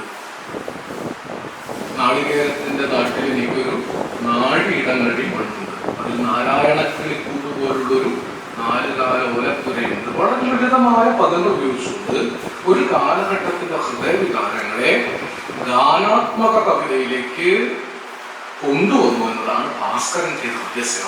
ഭാസ്കരൻ മാഷ ഏത് പാട്ടെടുത്താൽ ആദ്യത്തെ ഗസലുകൾ മാഷാണ് നമുക്ക് തരുന്നത്. മണിമാരൻ തന്നത് പണമല്ല പൊന്നല്ല, മധുരക്കിനാവിന്റെ കരിമ്പിൻ തോട്ടം, കണ്ണുനീർ ദേവി ദേവി കരടത്തിൽ വിളയിച്ച കനകക്കിനാവിന്റെ കരിമ്പിൻ തോട്ടം പോലുള്ള പാട്ടുകൾ. പൊന്തിവരും സങ്കൽപ്പത്തിൻ പൊന്നശോക മലർവനിയിൽ ചന്തമിഴും ചന്ദ്രികത്തൻ ചന്ദനമണി മന്ദിരത്തിൽ സുന്ദര വസന്തരാവിൻ ഇന്ദ്രനീല മണ്ഡപത്തിൽ സുന്ദര വസന്തരാവിൻ ഇന്ദ്രനീല മണ്ഡപത്തിൽ എന്നും താമസിക്കാൻ എൻ്റെ കൂടെ പോരുമോ നീ പ്രാണസഖി? ഞാൻ വെറുമൊരു പാമരനാം പാട്ടുകാരൻ ഗാനലോകവീഥികളിൽ വേണൂതും പാട്ടിടയൻ പ്രാണസഖി ഞാൻ. പക്ഷെ മലയാളത്തിലുണ്ടായ ആദ്യത്തെ ലക്ഷണത്തെ ഗസൽ ഈ പാട്ടാണ്. ഇതിലെ വരികളും ഗസലിന് പറ്റുന്ന അതേ വരികളാണ്. പ്രാണസഖി ഞാൻ വെറുമൊരു പാമരന പാട്ടുകാരൻ. വളരെ ലളിതമാണ് ഗസലുകളുടെ രീതി. അതീവ ലളിതമായ ഉറുദു കൽപ്പനകൾ പ്രണയത്തിന്റെ ഏറ്റവും മൂർത്തവും ഏറ്റവും സുന്ദരവും ലയസാന്ദ്രവുമായ ഒരു ഭാഷയിൽ ചേർക്കുന്ന ഒരു ഉറുദു കാവ്യ രീതിയാണ് ഗസൽ. ഗസൽ കവിത. ആ ഗസൽ പാരമ്പര്യം മലയാള കവിതയിലേക്ക് കൊണ്ടുവരുന്നത് പി. ഭാസ്കരൻ. അപ്പോൾ കവിതയും പാട്ടും തമ്മിലുള്ള ബന്ധത്തിലെ ഒരു സുപ്രധാനമായ ചർച്ചയാണ് ഗസലുകളുടെ മഹിത പാരമ്പര്യം. ഒരുപക്ഷെ അതിനു മുമ്പ് മലയാള കവിതയിൽ വന്നിട്ടില്ല. നേരത്തെ ഞാൻ പറഞ്ഞതുപോലുള്ള അറബി മലയാള ഗാന ശാഖയോട് ഏറനാടൻ നാടൊഴുക്കം ചേർന്നിട്ടുള്ള വരികൾ അതാണ് ഭാസ്കരൻ മാഷ് മോയിൻകുട്ടി വൈദ്യരുടെ പാരമ്പര്യമായിട്ട് എടുത്തിട്ടുള്ളത്. ഭാസ്കരൻ മാഷിന്റെ പാരമ്പര്യത്തെ ഇങ്ങനെ അനവധി വർണ്ണിക്കാറുണ്ട്. കവിതകളൊക്കെ മനോഹരമായ കവിതകളാണെന്ന് നമുക്ക് പറയാതെ അറിയാം. ഭാസ്കരൻ മാഷെ കുറിച്ച് തന്നെ ദിവസങ്ങളോട് സംസാരിക്കേണ്ടി വരും. മറ്റേ കവിതയിൽ പറയുന്നില്ലേ, വെള്ളാരം കല്ല് പെറുക്കി ഞാൻ അങ്ങൊരു വെണ്ണക്കൽ കൊട്ടാരം കെട്ടി. ഒരു പാവപ്പെട്ട പെൺകുട്ടിയുടെ പ്രണയസങ്കല്പത്തിൽ ഒരു വെണ്ണക്കൽ കൊട്ടാരം ഉണ്ടാക്കാൻ വെള്ളാരം കല്ല് മതി എന്ന് എത്ര ലളിതമായിട്ടാണ് മാഷ് ശ്രമിക്കുന്നത്. മാഷ് ഓരോ സൂക്ഷ്മ കവിതാ ഭാഗങ്ങൾ എടുത്താൽ ഇങ്ങനെ അതിസൂക്ഷ്മമായിട്ട് തൻ്റെ ഒരു വർഗപക്ഷപാതം നിലനിർത്തിക്കൊണ്ട്, അല്ലാതെ അവിടെ വേറെ എന്തെങ്കിലും കൊണ്ടുവരാൻ വെള്ളാരം കല്ല് പെറുക്കി വെണ്ണക്കൽ കൊട്ടാരം ഉണ്ടാക്കി എന്ന് പറഞ്ഞതിന് വേറെ മറ്റെന്ത് കൊണ്ടുവന്നാലും ആ വിശ്വവർഗത്തിന്റെ ഒരു പ്രണയസങ്കല്പത്തോട് ചേർത്ത് വയ്ക്കാൻ പറ്റില്ല. പ്രമദവനത്തിൽ വെച്ചൻ ഹൃദയാധിനാഥൻ എന്ന് പ്രണയകലഹത്തിന് വന്നു എന്ന് മാഷ് എഴുതിയിട്ടുണ്ട് മറ്റൊരു കോണ്ടെക്സ്റ്റിൽ. അത് പ്രമദവനവും ഹൃദയാധിനാഥനും ഒക്കെ മനസ്സിലാകുന്ന ഒരു അന്തഃപുരാങ്കനയുടെ കഥ പറയുമ്പോൾ അങ്ങനെ മതി. ഒരു രാജകന്യകയാണെങ്കിൽ തൂഷനിലം ഒളിച്ചു വെച്ച് തുമ്പപ്പൂ ചോറ് വിളമ്പി ആശിച്ച കറിയെല്ലാം നിരത്തി വെച്ചു, അല്ലേ? മുടി മേലെ കെട്ടിവെച്ചു, തുളുനാടൻ പട്ടുടുത്തു, മുക്കുറ്റി ചാന്തും തൊട്ട് ഞാനിരുന്നു കന്നിവയൽ വരമ്പത്ത്, കാലൊച്ച കേട്ട നേരം കല്യാണ മണിദീപം കൊളുത്തി വെച്ചു. ഇതിൽ ഓരോ പദം എടുത്തു നോക്കൂ.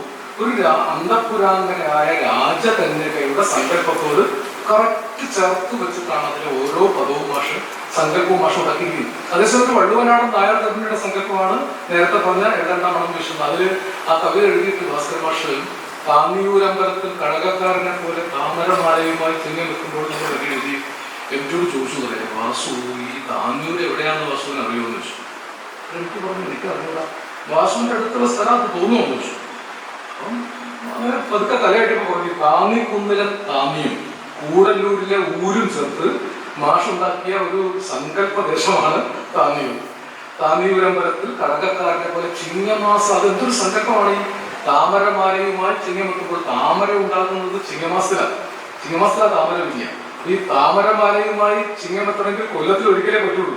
കടകക്കാരൻ കൊല്ലത്തിൽ ഒരിക്കൽ വരുന്ന ഒരു കാവാണത്. ഇങ്ങനെ മാഷ ഓരോന്നും ഈ പറയുന്ന എല്ലാ പാട്ടുകളിലും ആദ്യകാല പാട്ടുകൾക്കൊക്കെ അവസാനം 10 വെളുപ്പിന് മുറ്റത്ത് നിൽക്കണ കസ്തൂരി മുല്ലയ്ക്ക് കാതുകുത്ത്.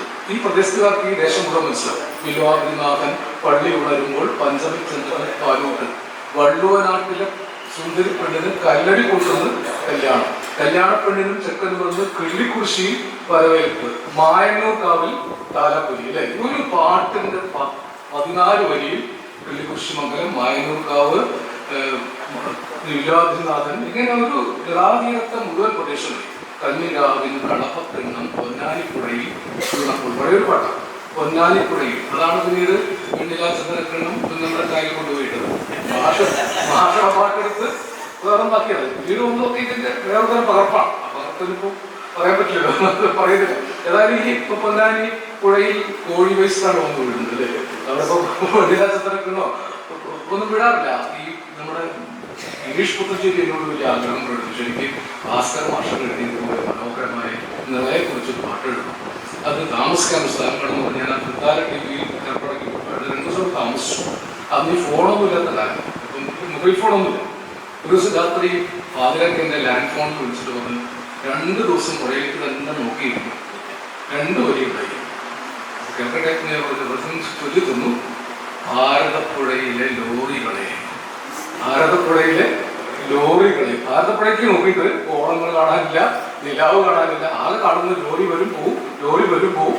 ഭാരതപ്പുഴയിലെ ലോറികളെ എന്നാണ് ഗിരീഷിനുള്ള പദ്ധതി. ഭാസ്കർ മാഷ് ഇവിടെ വരാത്ത ഒരാളാണ്, ഇതേ കൊടുക്കലുകാരനാണ്. പക്ഷേ ഈ നിലാതീരത്തിന്റെ മുഴുവൻ സൗന്ദര്യ ഭംഗികളെയും ഏറ്റവും മനോഹരമായി പാട്ടിലാക്കിയത് ഭാസ്കർ മാഷുടെ സംഭാവനകൾ അതീവ ലളിതമായ കേരളീയ നാട്ടുമൊഴി മലയാളത്തിന്റെ ചുട്ടുവെട്ടം കവിതയിലേക്ക് കൊണ്ടുവന്നത് മാഷാണ്. ഒരുപക്ഷെ ചങ്ങമ്പുഴയേക്കാൾ തീക്ഷ്ണമായി നാട്ടഴകുകളും നാട്ടറിവുകളും നാട്ടുചന്തങ്ങളും ആധുനിക നാഗരികത നഷ്ടപ്പെടുത്തി കളഞ്ഞ പ്രാചീനമായ ഗ്രാമീണ മനോഭാവങ്ങളും പാട്ടിൽ സംരക്ഷിച്ചു വച്ചിരിക്കുന്ന ഒരു കവിയാണ് ഈ ഭാസ്കരൻ. കവി തന്നെയാണ്. പക്ഷെ അനഘ സങ്കല്പ ഗായികെ മാമക മണി വിപഞ്ചികാവാദിനി നിന്നുടെ മൃദുകരാങ്കുല സ്പർശനാലിംഗന മദലഹരിയിൽ എന്റെ കിനാവുകൾ മുഖപടവും ഉലക്കച്ചയും മാറ്റി സുഖത നർത്തനം ചെയ്യുന്നു ചുറ്റിലും. ദൈവം നനയുന്നത് കഞ്ചുകമോ സഖി നിന്നെ പൊതിയും യൗവനമോ.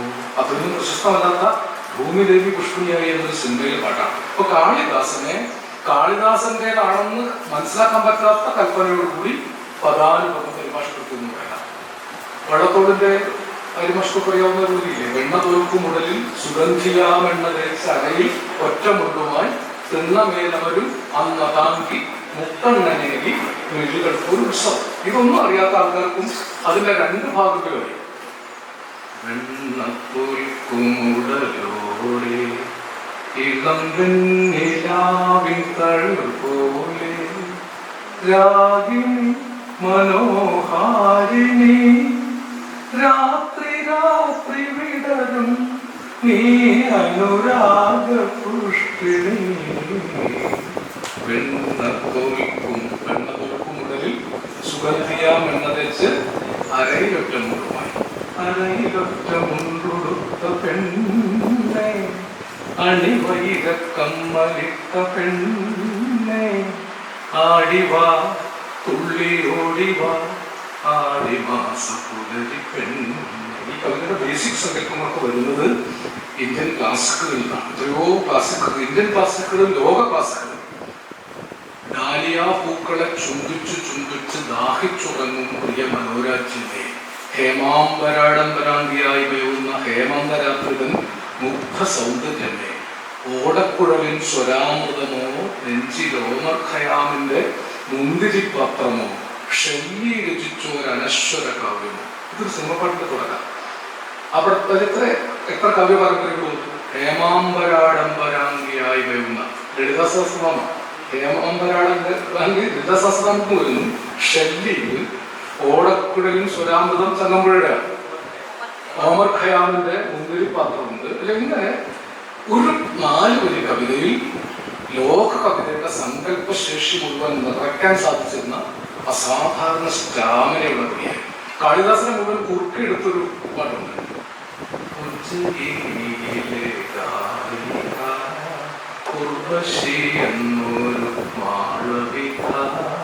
ശില്പികൾ തീർത്ത കാളിദാസന്റെ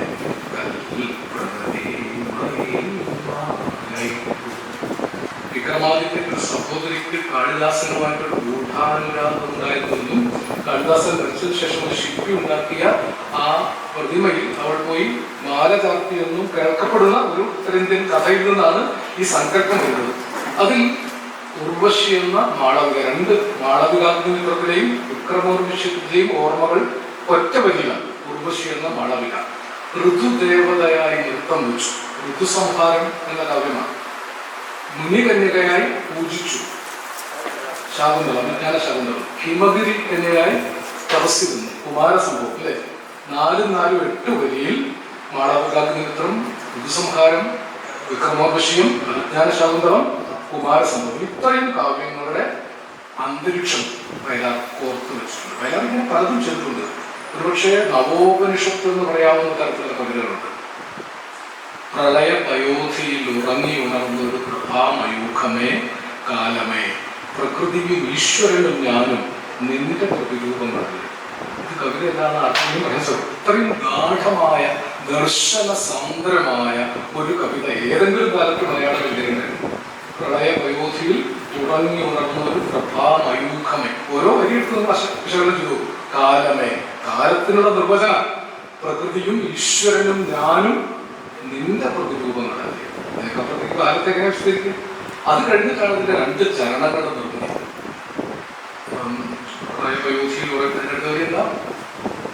മന്വന്തരങ്ങൾ ജനിച്ചു മരിക്കും ഈ മൺമതിൽ കെട്ടിന് മുകളിൽ, ഋതുക്കൾ നിൻ പ്രിയ മാനസപുത്രികൾ ഇടം വലം നിൽക്കും തേരിൽ, സൗരയൂഥങ്ങളിൽ നീ വന്ന് വിതയ്ക്കും സൗരഭ്യം. എന്തൊരു സൗരഭ്യം! കാലമേ, ഇനി എത്ര വസന്തങ്ങൾ കഴിഞ്ഞാലും ഈ സൗരഭ്യം എനിക്ക് മാത്രം. നിങ്ങൾക്ക് വീട്ടിൽ പോയിട്ട് കവിതയെ വിശകലനം ചെയ്യും. അത് എഴുതിയതിനു ശേഷം അതേ വാർപ്പിൽ ഒരു വാക്ക് പോലും മാറ്റാതെ അതിനേക്കാൾ ആശയഗാംഭീര്യമുള്ള 2ാമത്തെ ചരണം ഉണ്ടാക്കുക എന്നുള്ള ചെറിയ സ്റ്റാമിന കൊണ്ട് പറ്റുന്നത്. പിന്നെയാണ് സ്വർണ്ണപാത്രം സംക്രമസന്ധ്യതൻ നടയിൽ, സ്വർണപാത്രം കൊണ്ട് സത്യം മറയ്ക്കും ഈ സംക്രമസന്ധ്യതൻ നടയിൽ, പ്രപഞ്ചം ചുണ്ടിൽ നിന്നാമാക്ഷരവുമായി പ്രദക്ഷിണം വയ്ക്കും വഴി, സ്വർഗദീപാവലി നീ വന്നു കൊളുത്തും സൗന്ദര്യം. എന്തൊരു സൗന്ദര്യം! കാലമേ, ഇനി എത്ര ജന്മങ്ങൾ കഴിഞ്ഞാലും ഈ സൗന്ദര്യം എനിക്ക് മാത്രം. ഇത് ഞാൻ എങ്ങനെ വിശദീകരിച്ചത്? ഈ കാവ്യം ആസ്വദിക്കണമെങ്കിൽ ചിരാർജിതമായ ലോക ഭാരതീയ കേരളീയ കാവ്യ പാരമ്പര്യങ്ങളുടെ ദർശന സമഗ്രത മുഴുവനുള്ള ഒരാൾക്ക് മാത്രമേ ഈ സിനിമ പാട്ടിലെ കവിത മനസ്സിലാക്കൂ. അങ്ങനെ വെറുതെ ഇടത്തയ്യോട് കവിത എഴുതിയാളൊന്നുമല്ല വയലാർ രാമവർമ്മ. വയലാർ രാമവർമ്മ എഴുതിയ എല്ലാ കവിതയും പെൺചന്ദ്രലേഖ ഒരു അപ്സര സ്ത്രീ, വിപ്രലംഭ ശൃംഗാര നൃത്തമാടാൻ വരും അപ്സര സ്ത്രീ, കാറ്റത്ത് കസവുത്തരീയം അണിഞ്ഞും കളിയരഞ്ഞാണ് മുതിർന്നും മല്ലിക പുഷ്പശര ചെപ്പു കിലുക്കിയും അവൾ വരുമ്പോൾ ഞാനും മധുവിധു മേനകയും ആ നൃത്തം അനുകരിക്കുന്നു. സ്വപ്നങ്ങൾ ആപാദ രമണീയമാണ്. ഈ വാക്കുകളെ ചേർക്കുന്നതിൽ, അതിന്റെ സുസംസ്കൃത പദഘടനയിൽ ഒരുപക്ഷെ പി ഭാസ്കരൻ സുലളിത മലയാള കോമള പദാവലികൾ കൊണ്ട് നർത്തനം ചെയ്യിക്കുന്ന കവിത ഉണ്ടാക്കിയെങ്കിൽ സുഘടിത സുസംസ്കൃത പദങ്ങളെ സല്ലയത്തിൽ ചേർത്ത്, നേരത്തെ പറഞ്ഞ ശ്ലോകത്തിലെ കഠോര കുഠാരങ്ങളൊന്നും ഇല്ലാതെ തന്നെ അല്ലേ അതിൽ സംസ്കൃതത്തിന്റെ നല്ല പദശ്ചേരുവകൾ ഉണ്ടാക്കിയിട്ടുണ്ട്. ഒരുപാട് എല്ലാ കവിതകളിലൊക്കെ സുസംസ്കൃത പദങ്ങൾ തന്നെയാണ്. അതോടൊപ്പം ലളിതമായ പദങ്ങളുണ്ട്. പക്ഷെ ഇന്ന് അങ്കനമാർ മൗലേ, അംശുമതി ബാലെ, അനംഗ കാവ്യകലേ എന്നൊക്കെ പറഞ്ഞാൽ സ്ത്രീകൾ തല്ലില്ലേ? ഇതൊക്കെ തെറി പറഞ്ഞാൽ കഴിക്കും. അങ്കനമാർ മൗലേ, അംശുമതി ബാലെ, അനംഗ കാവ്യകല എന്നൊക്കെ രാക്ഷസീനെ കുറിച്ചപ്പെട്ടത് മനസ്സിലാവും. ഞാൻ കരളിൽ താമസിച്ചാൽ ഉമ്മ തരാം രാക്ഷസി എന്ന് പറഞ്ഞാൽ മനസ്സിലാവുന്ന കവിതയിൽ ആ ഗാന സംസ്കാരത്തിൽ നിന്നിട്ടാണ് നമ്മൾ ഈ സ്വർഗപുത്രി നവരാത്രി അല്ലേ? സ്വർഗപുത്രി നവരാത്രി സ്വർണം പതിച്ചന്നിൽ സ്വരമണ്ഡപത്തിലെ സോപാന ഗായകനാക്കൂ എന്നെ നീ സ്വർഗപുത്രി നവരാത്രി. സ്വർഗപുത്രി നവരാത്രി. നവരാത്രിയെ കുറിച്ച് സർട്ടിഫിക്കറ്റ്. സ്വർണം പതിച്ച നിൻ സ്വരമണ്ഡപത്തിലെ സോപാന ഗായകനാക്കാൻ അല്ലെ? അവിടെ വേറൊരു ഗായകനായാൽ ആ സൗന്ദര്യം വരില്ല. പാൽക്കടൽ തിരകളിൽ അലക്കിയെടുത്ത നിൻ പൂനിലാ പുടവ തൊടുമ്പോൾ ഇങ്ങനെ പ്രധാനപ്പെടും സൗന്ദര്യം ഒന്ന് നിറയുന്ന നിലാവൊക്കെ ഇങ്ങനെ നിറച്ചു വെച്ചിരിക്കുക.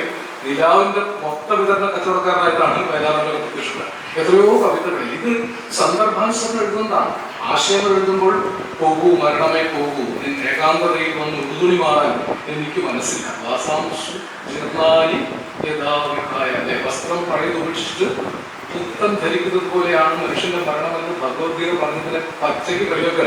നിന്റെ ഏകാന്തതയിൽ വന്ന് ഉടുതുണി മാറാൻ എനിക്ക് മനസ്സില്ല. പുതിയ കാലത്തൊക്കെ എത്ര തീക്ഷ്ണമാണ് വരികൾ. കാവി ചുറ്റിയ സന്ധ്യയ്ക്ക് പിന്നിലെ കറുത്ത വാവുകളെ നിങ്ങൾ ഭാരത വേദാന്തം, അദ്വൈത വേദാന്തം, ഭഗവത്ഗീത കൊണ്ട് മറച്ചു. പുതിയ കാലത്തെ രാഷ്ട്രീയമാണ് 50 കൊല്ലം മുമ്പ് എഴുതിയത്. ഒരു CID വേഷം മാറി നടക്കുമ്പോൾ പാടുന്ന പാട്ടാണ്. CIDക്ക് വേഷം മാറി നടക്കുമ്പോൾ പരിപ്പോടാ പപ്പടാന്ന് പാടിയാലും കുഴപ്പമൊന്നുമില്ല. കൊലവറി ഡീന്ന് പാടിയാലും കുഴപ്പമില്ല. ഒന്നാം വട്ടം കണ്ടപ്പോൾ കൊല്ലിന് തിണ്ടാണ്ടം പാടിയാലും കുഴപ്പമില്ല. അത് നിങ്ങൾക്ക് സുഹൃത്ത് എടുക്കുകയാണ്. ഞാൻ എൻ്റെ മലയാള ഭാഷ വെച്ച് തിണ്ടാണ്ടം എന്ന വാക്കിൻ്റെ അർത്ഥം എനിക്ക് മനസ്സിലായി. കണ്ടപ്പോൾ ചോദിച്ചു, എൻ്റെ സുഹൃത്ത് എന്താണ് ഈ തിണ്ടാണ്ടം എന്ന വാക്കിൻ്റെ അർത്ഥം എന്ന് ചോദിച്ചു. അദ്ദേഹം പറഞ്ഞത്, കേൾക്കുമ്പോൾ നിങ്ങൾക്ക് എന്താണോ തോന്നുന്നത് അതാണ് അതിൻ്റെ അർത്ഥം. അത്ര സൗകര്യമുള്ള സ്ഥലത്ത് പോയിട്ടാണ് ഈശ്വരൻ ഹിന്ദുവല്ല, ഇസ്ലാമല്ല, ക്രിസ്ത്യാനിയല്ല, ഇന്ദ്രനും ചന്ദ്രനുമല്ല, കാവി ചുറ്റിയ സന്ധ്യയ്ക്ക് പിന്നിലെ കറുത്ത വാവുകളെ കൊണ്ട് എല്ലാവരും എഴുതിയിട്ടുണ്ട്. അന്ധകാരത്തിന് കാവി ഉടുപ്പിച്ച് സന്ധ്യ പടിഞ്ഞാറ് വന്നു. അത് മനോഹരമായ പേരുണ്ട്. സ്വർഗവാതിൽ പക്ഷി ചോദിച്ചു ഭൂമിയിൽ സത്യത്തിന് എത്ര വയസ്സായി. ഇത്രയും ഗാഠമായ ഒരു കവിത ഇത് നാടകാരൻ അഭ്യുത്തിരകൻ വാചാലതയ്ക്കതിന് ഉത്തരവിലായിരുന്നു. പുത്തുങ്ക വിദ്യ ഹിമാചലങ്ങൾക്ക് അതിന് ഉത്തരവിലായിരുന്നു. ആര്യവംശത്തെ ഹരിശ്രീ പിടിപ്പിച്ച യാജ്ഞവൽക്യൻ മുനി പാടി സ്വർണപാത്രം കൊണ്ട് മൂടിയിരിക്കുന്നു മണ്ണിലെ ശാശ്വത സത്യം. ഹിരൺമയേണ പാത്രേണ സത്യസ്യാവിഹിതം മുഖം. ഒരു കൽപ്പന അനേക ഉപനിഷത് ദർശനങ്ങളോട് കോർണേറ്റിലാണ് വയലാറ്. വയലാറ് ഇന്ത്യൻ ഉപനിഷത്തുകൾ, ബൈബിൾ, ഖുറാൻ, വിദേശ ചിന്തകൾ, മാർക്സിസം, ചലനം ചലനം ചലനം, മാനവ ജീവിത പരിണാമത്തിൽ മയൂര സന്ദേശം, മാർക്സിസ്റ്റ് തത്വശാസ്ത്രത്തിന്റെ വ്യാഖ്യാനമാണ്. സത്യം ഒരു വഴിയെ, സ്വപ്നം ഒരു വഴിയെ, അവയെ കണ്ണും കെട്ടി നടത്തും കാലം മറ്റൊരു വഴിയെ. വാൽമീകി പാടി, വള്ളുവർ പാടി, വാഴ്വേമായ ഈ യുഗം സ്നേഹിച്ച കവികൾ തിരുത്തി വാഴ്വേ സത്യം. ഇങ്ങനെ മാർക്സിയൻ ഐഡിയോളജി, ഉപനിഷത് ദർശനങ്ങൾ, വേദങ്ങൾ, പ്രണയസങ്കല്പങ്ങൾ, വിദേശ സാഹിത്യത്തിലെ ഈ യോഹന്റെ ഉത്തമഗീതം സോളമന്റെ അതിലെ കുറെ സങ്കല്പങ്ങൾ വയലാറാണ് സിനിമയ്ക്ക് കൊണ്ടുവന്നത്.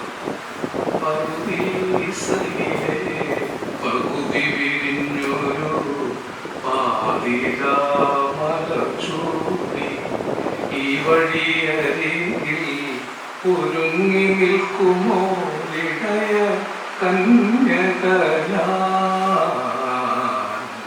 ഇടയ കന്യകനാൻ അക്കരപ്പച്ചയിലെ ശരപ്പുളിമുത്തുകൾ വാരിത്തൂകിയ ശരോണിലെ സന്ധ്യകളിൽ യെരൂശലേം കന്യക പോലെ. ഞാൻ ആ വരികൾ മാത്രം പാടുന്നത് യെരൂശലേം കന്യക, ഷരോൺ താഴ്വര, യെരൂശലേം കന്യകയൊക്കെ ഉത്തമഗീതത്തിലാണ്. നമുക്ക് ഗ്രാമങ്ങളിൽ ചെന്ന് രാവാർക്കാം, അധികാലത്ത് എഴുന്നേറ്റ് മാതളനാരകം പൂത്തിരിക്കുന്നു എന്നും മുന്തിരി വള്ളികൾ കടുത്തിരിക്കുന്നു എന്നും നോക്കാം.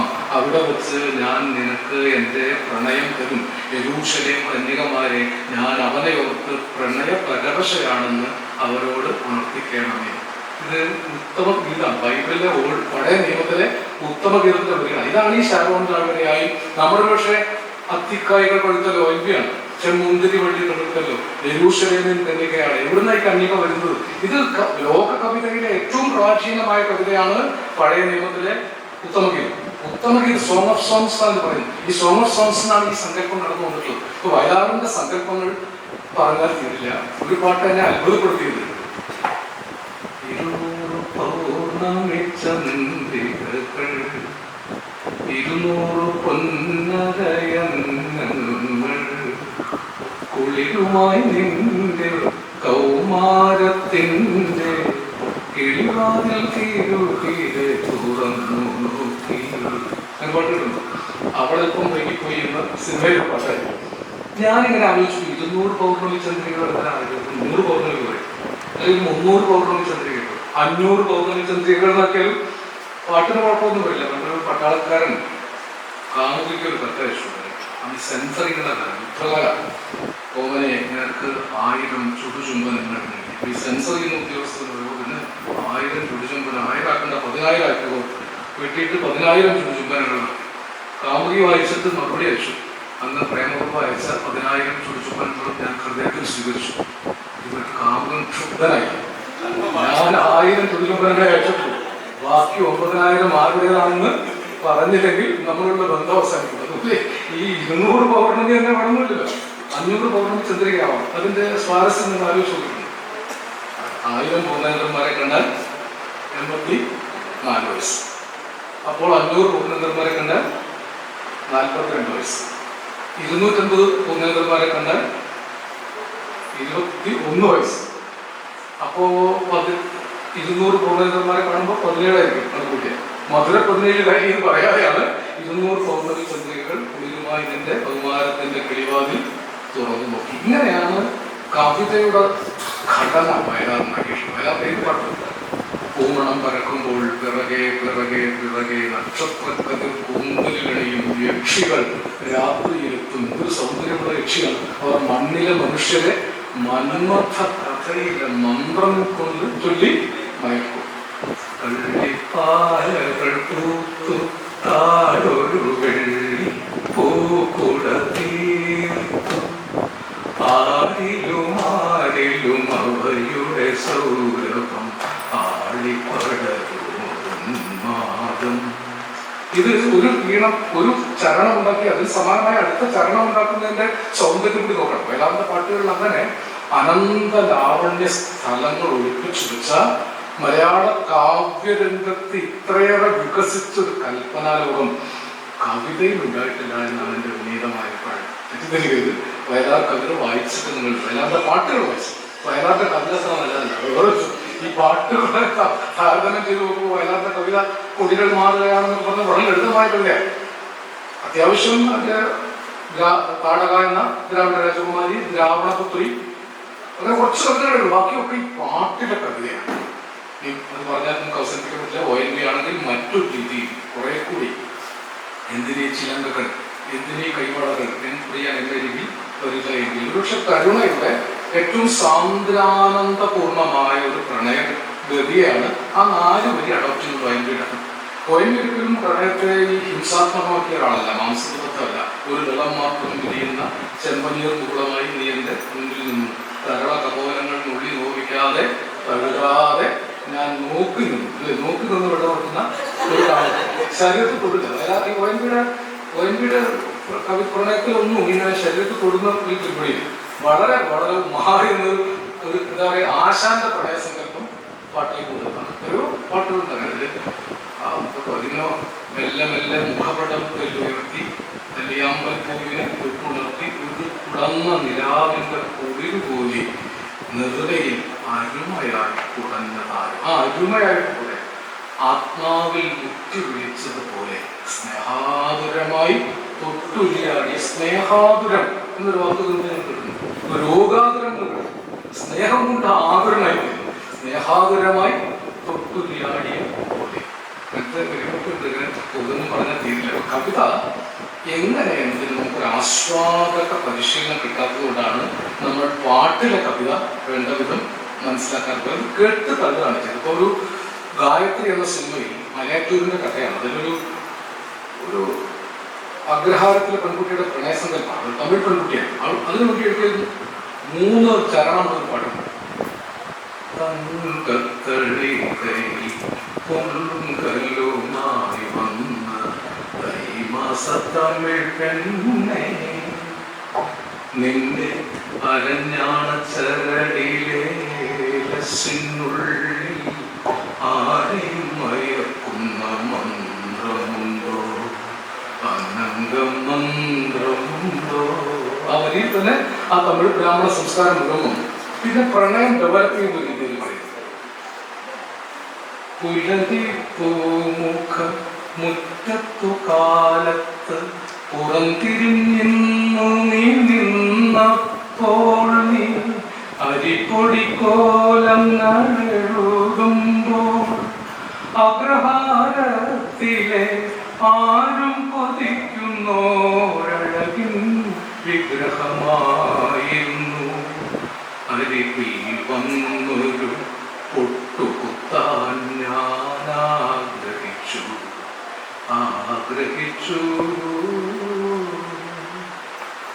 മുങ്ങിപ്പിടിയാത്ത ചേലയുടുത്തു നീ മുടിയുലമ്പിക്കൊണ്ടു നിന്നപ്പോൾ, ഇന്ന് മുഖമൊന്നുയർത്താതെ മുങ്ങുമ്പോൾ, പത്മതീർത്ഥത്തിലെ പാതി വിരിഞ്ഞൊരു പവിഴ താമരയായിരുന്നു.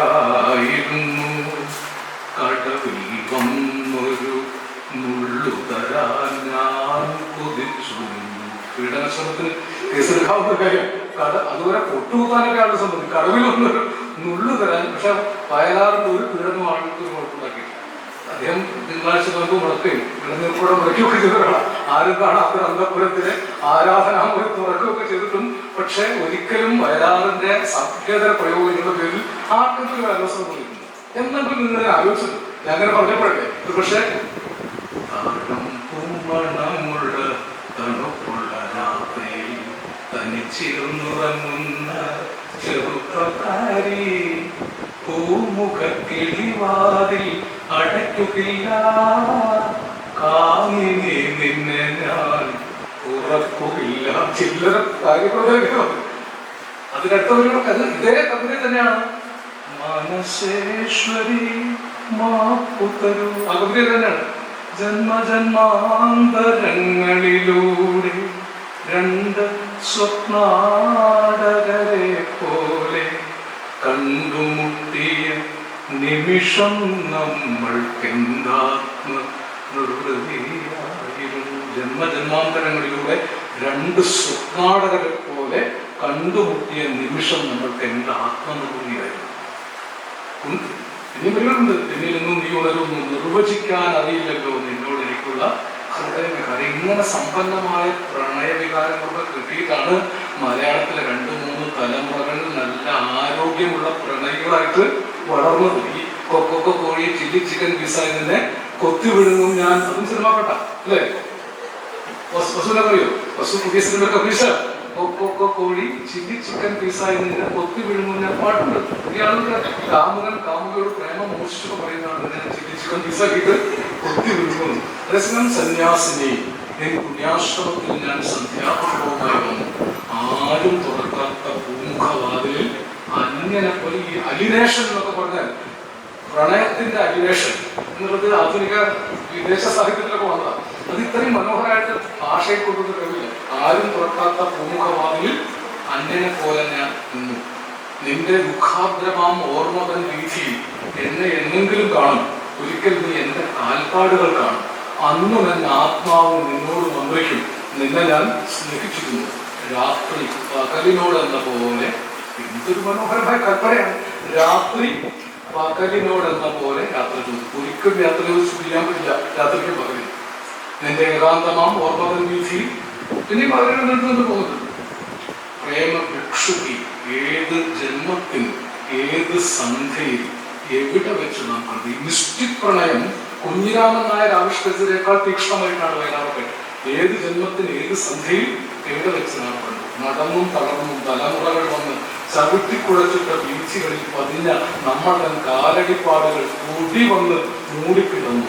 മറക്കാൻ കഴിയുന്നെങ്കിൽ വീണ്ടും ജനിക്കാതിരുന്നെങ്കിൽ മറക്കുവാൻ പറയാൻ എന്തെളുപ്പം. മണ്ണിൽ പിറക്കാതിരിക്കലാണ് അതിലെളുപ്പം.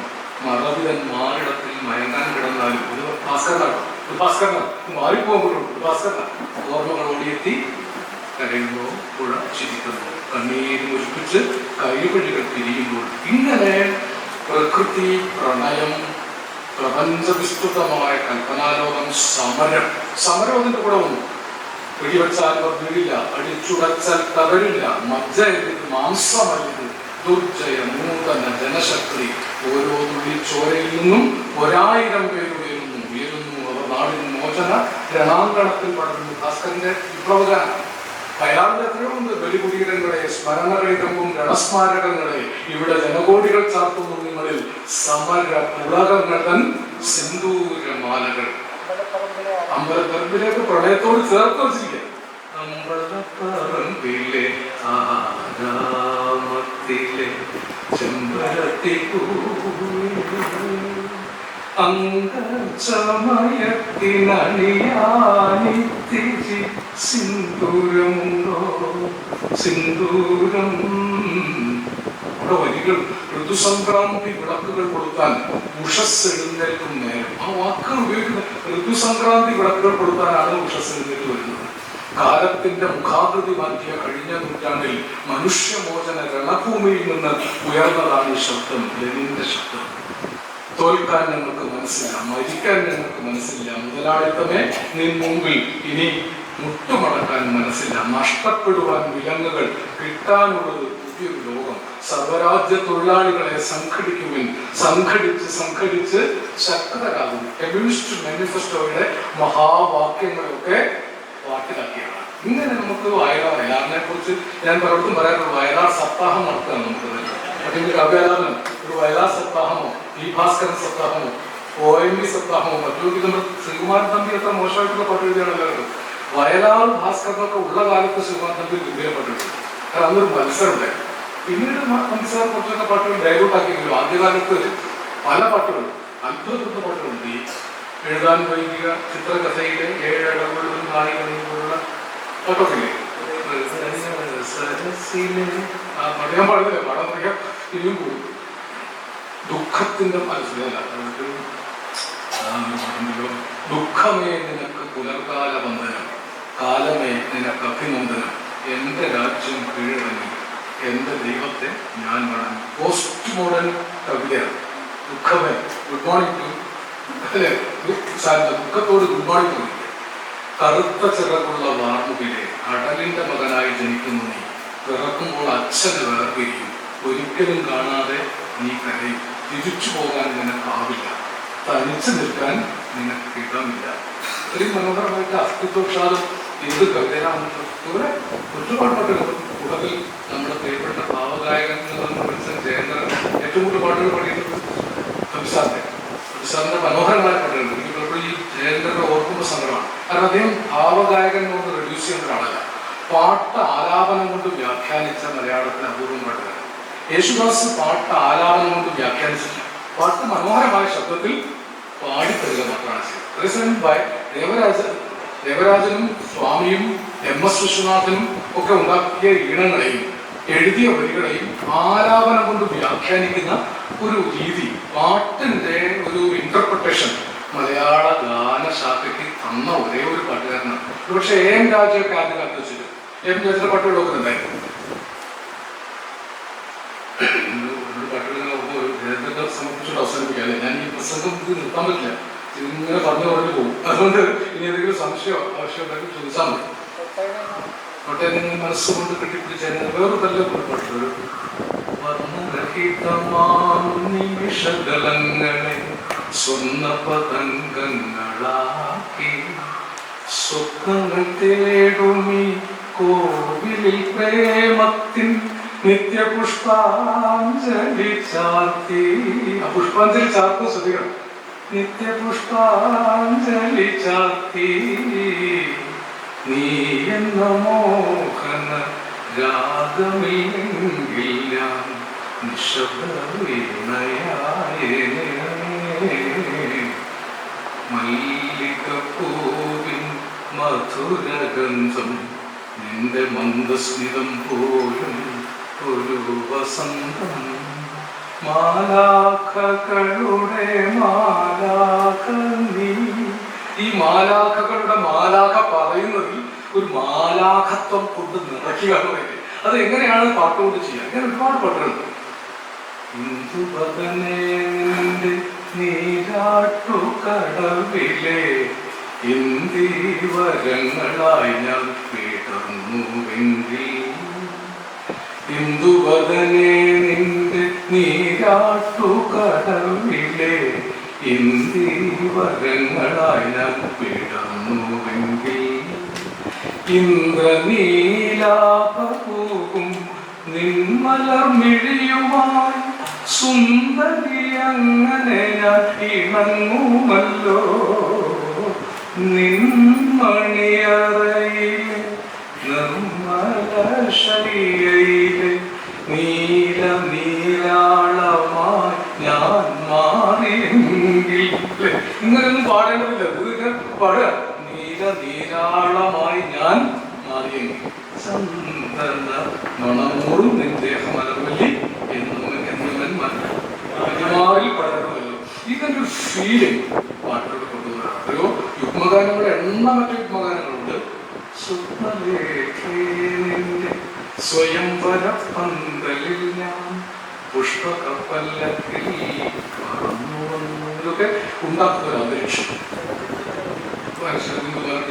ആണെന്നെങ്കിൽ പിന്നെയുണ്ട് പാടാൻ തുടങ്ങിയ അവസരത്തിനെ പറ്റില്ല.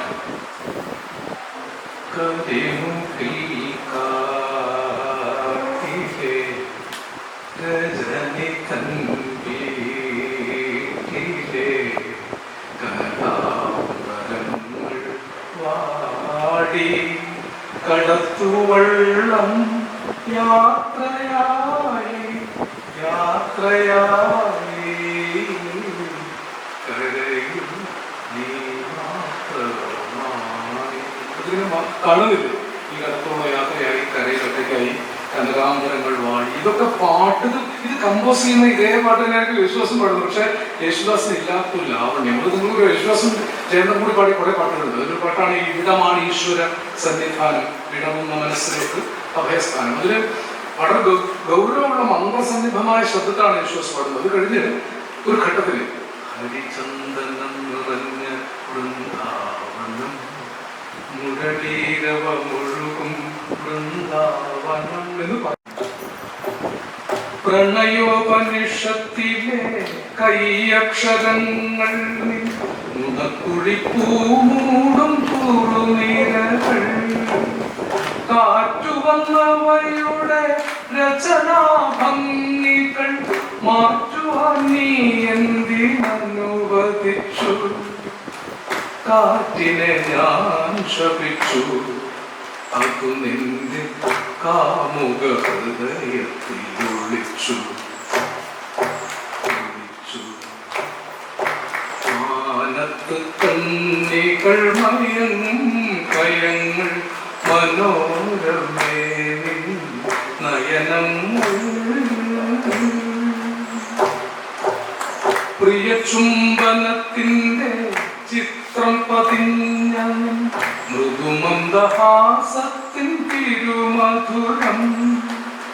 ആയിരം കൈകളാൽ മുഖരാനെന്തിന് ആതിരചന്ദ്രനെ അനുവദിച്ചു. ചന്ദ്രനെ ഞാൻ ശപിച്ചു, അവൻ നിന്റെ ചെമ്പകമുഖ ശ്രീവിളിച്ചു. മുഖം പണിയും. അപ്പൊ ഏതായിരുന്നാലും പാട്ടുകൾ, ഞാൻ പാട്ടിലെ കവിത മുഴുവൻ പറയാൻ പറ്റി. പാട്ട് പാടിക്കും. പാട്ടിലെ കവിത അവസാനിക്കാത്തൊരു അന്വേഷണമാണ്. പക്ഷേ വയലാറിൻ്റെ പാട്ടുകൾ എത്ര അന്വേഷിച്ചാലും മുഴുവൻ വ്യതിരിക്തമായി കിട്ടാത്തത്ര ഗൂഢലോകങ്ങൾ എനിക്ക് ഇപ്പോഴും മനസ്സിലാവാത്ത ചില പാട്ടുകൾ, ചില പദപ്രയോഗങ്ങളൊക്കെ ഉണ്ട്. അപ്പം ഒരു പാട്ടുണ്ട്, അതിൽ ഉത്തരായണ കിളിപാടി ഉന്മാദിനിയെ പോലെ ഒന്നും വളയിട്ട വെണ്ടിലാവെ നിന്നെ ഒന്നും ചുണ്ടിച്ചോട്ടെ. അതിൽ ഉത്തരായണ കിളി പെണ്ണാണ്, ഉന്മാദിനിയെ പോലെ രണ്ട് കഥാപാത്രങ്ങൾ പെണ്ണാണ്. ഉത്തരായണ കിളിപാടി വെണ്ണിലാവും പെണ്ണാണ്, ഉന്മാദിനിയെ പോലെ പൊന്നും വളയിട്ട വെണ്ണിലാവെ നിന്നെ ഒന്ന് ചുണ്ടിച്ചോട്ടെ. എന്തുകൊണ്ടായിരിക്കും ഈ രണ്ട് സ്ത്രീകളാക്കിക്കൊണ്ടൊരു സ്ത്രൈണ പ്രണയ സങ്കല്പം? ആ സിനിമ ഞാൻ കണ്ടില്ല, ഞാൻ സിനിമ കണ്ടാൽ അതിൻ്റെ ഗൂഢാർത്ഥം മനസ്സിലാവും. ഇങ്ങനെ വയലാറിൻ്റെ പാട്ടുകൾക്കുള്ളിൽ ഇനിയും മനസ്സിലാകാത്ത എത്രയോ കാര്യങ്ങൾ ഒളിപ്പിച്ചു വെച്ചിട്ടുണ്ട്.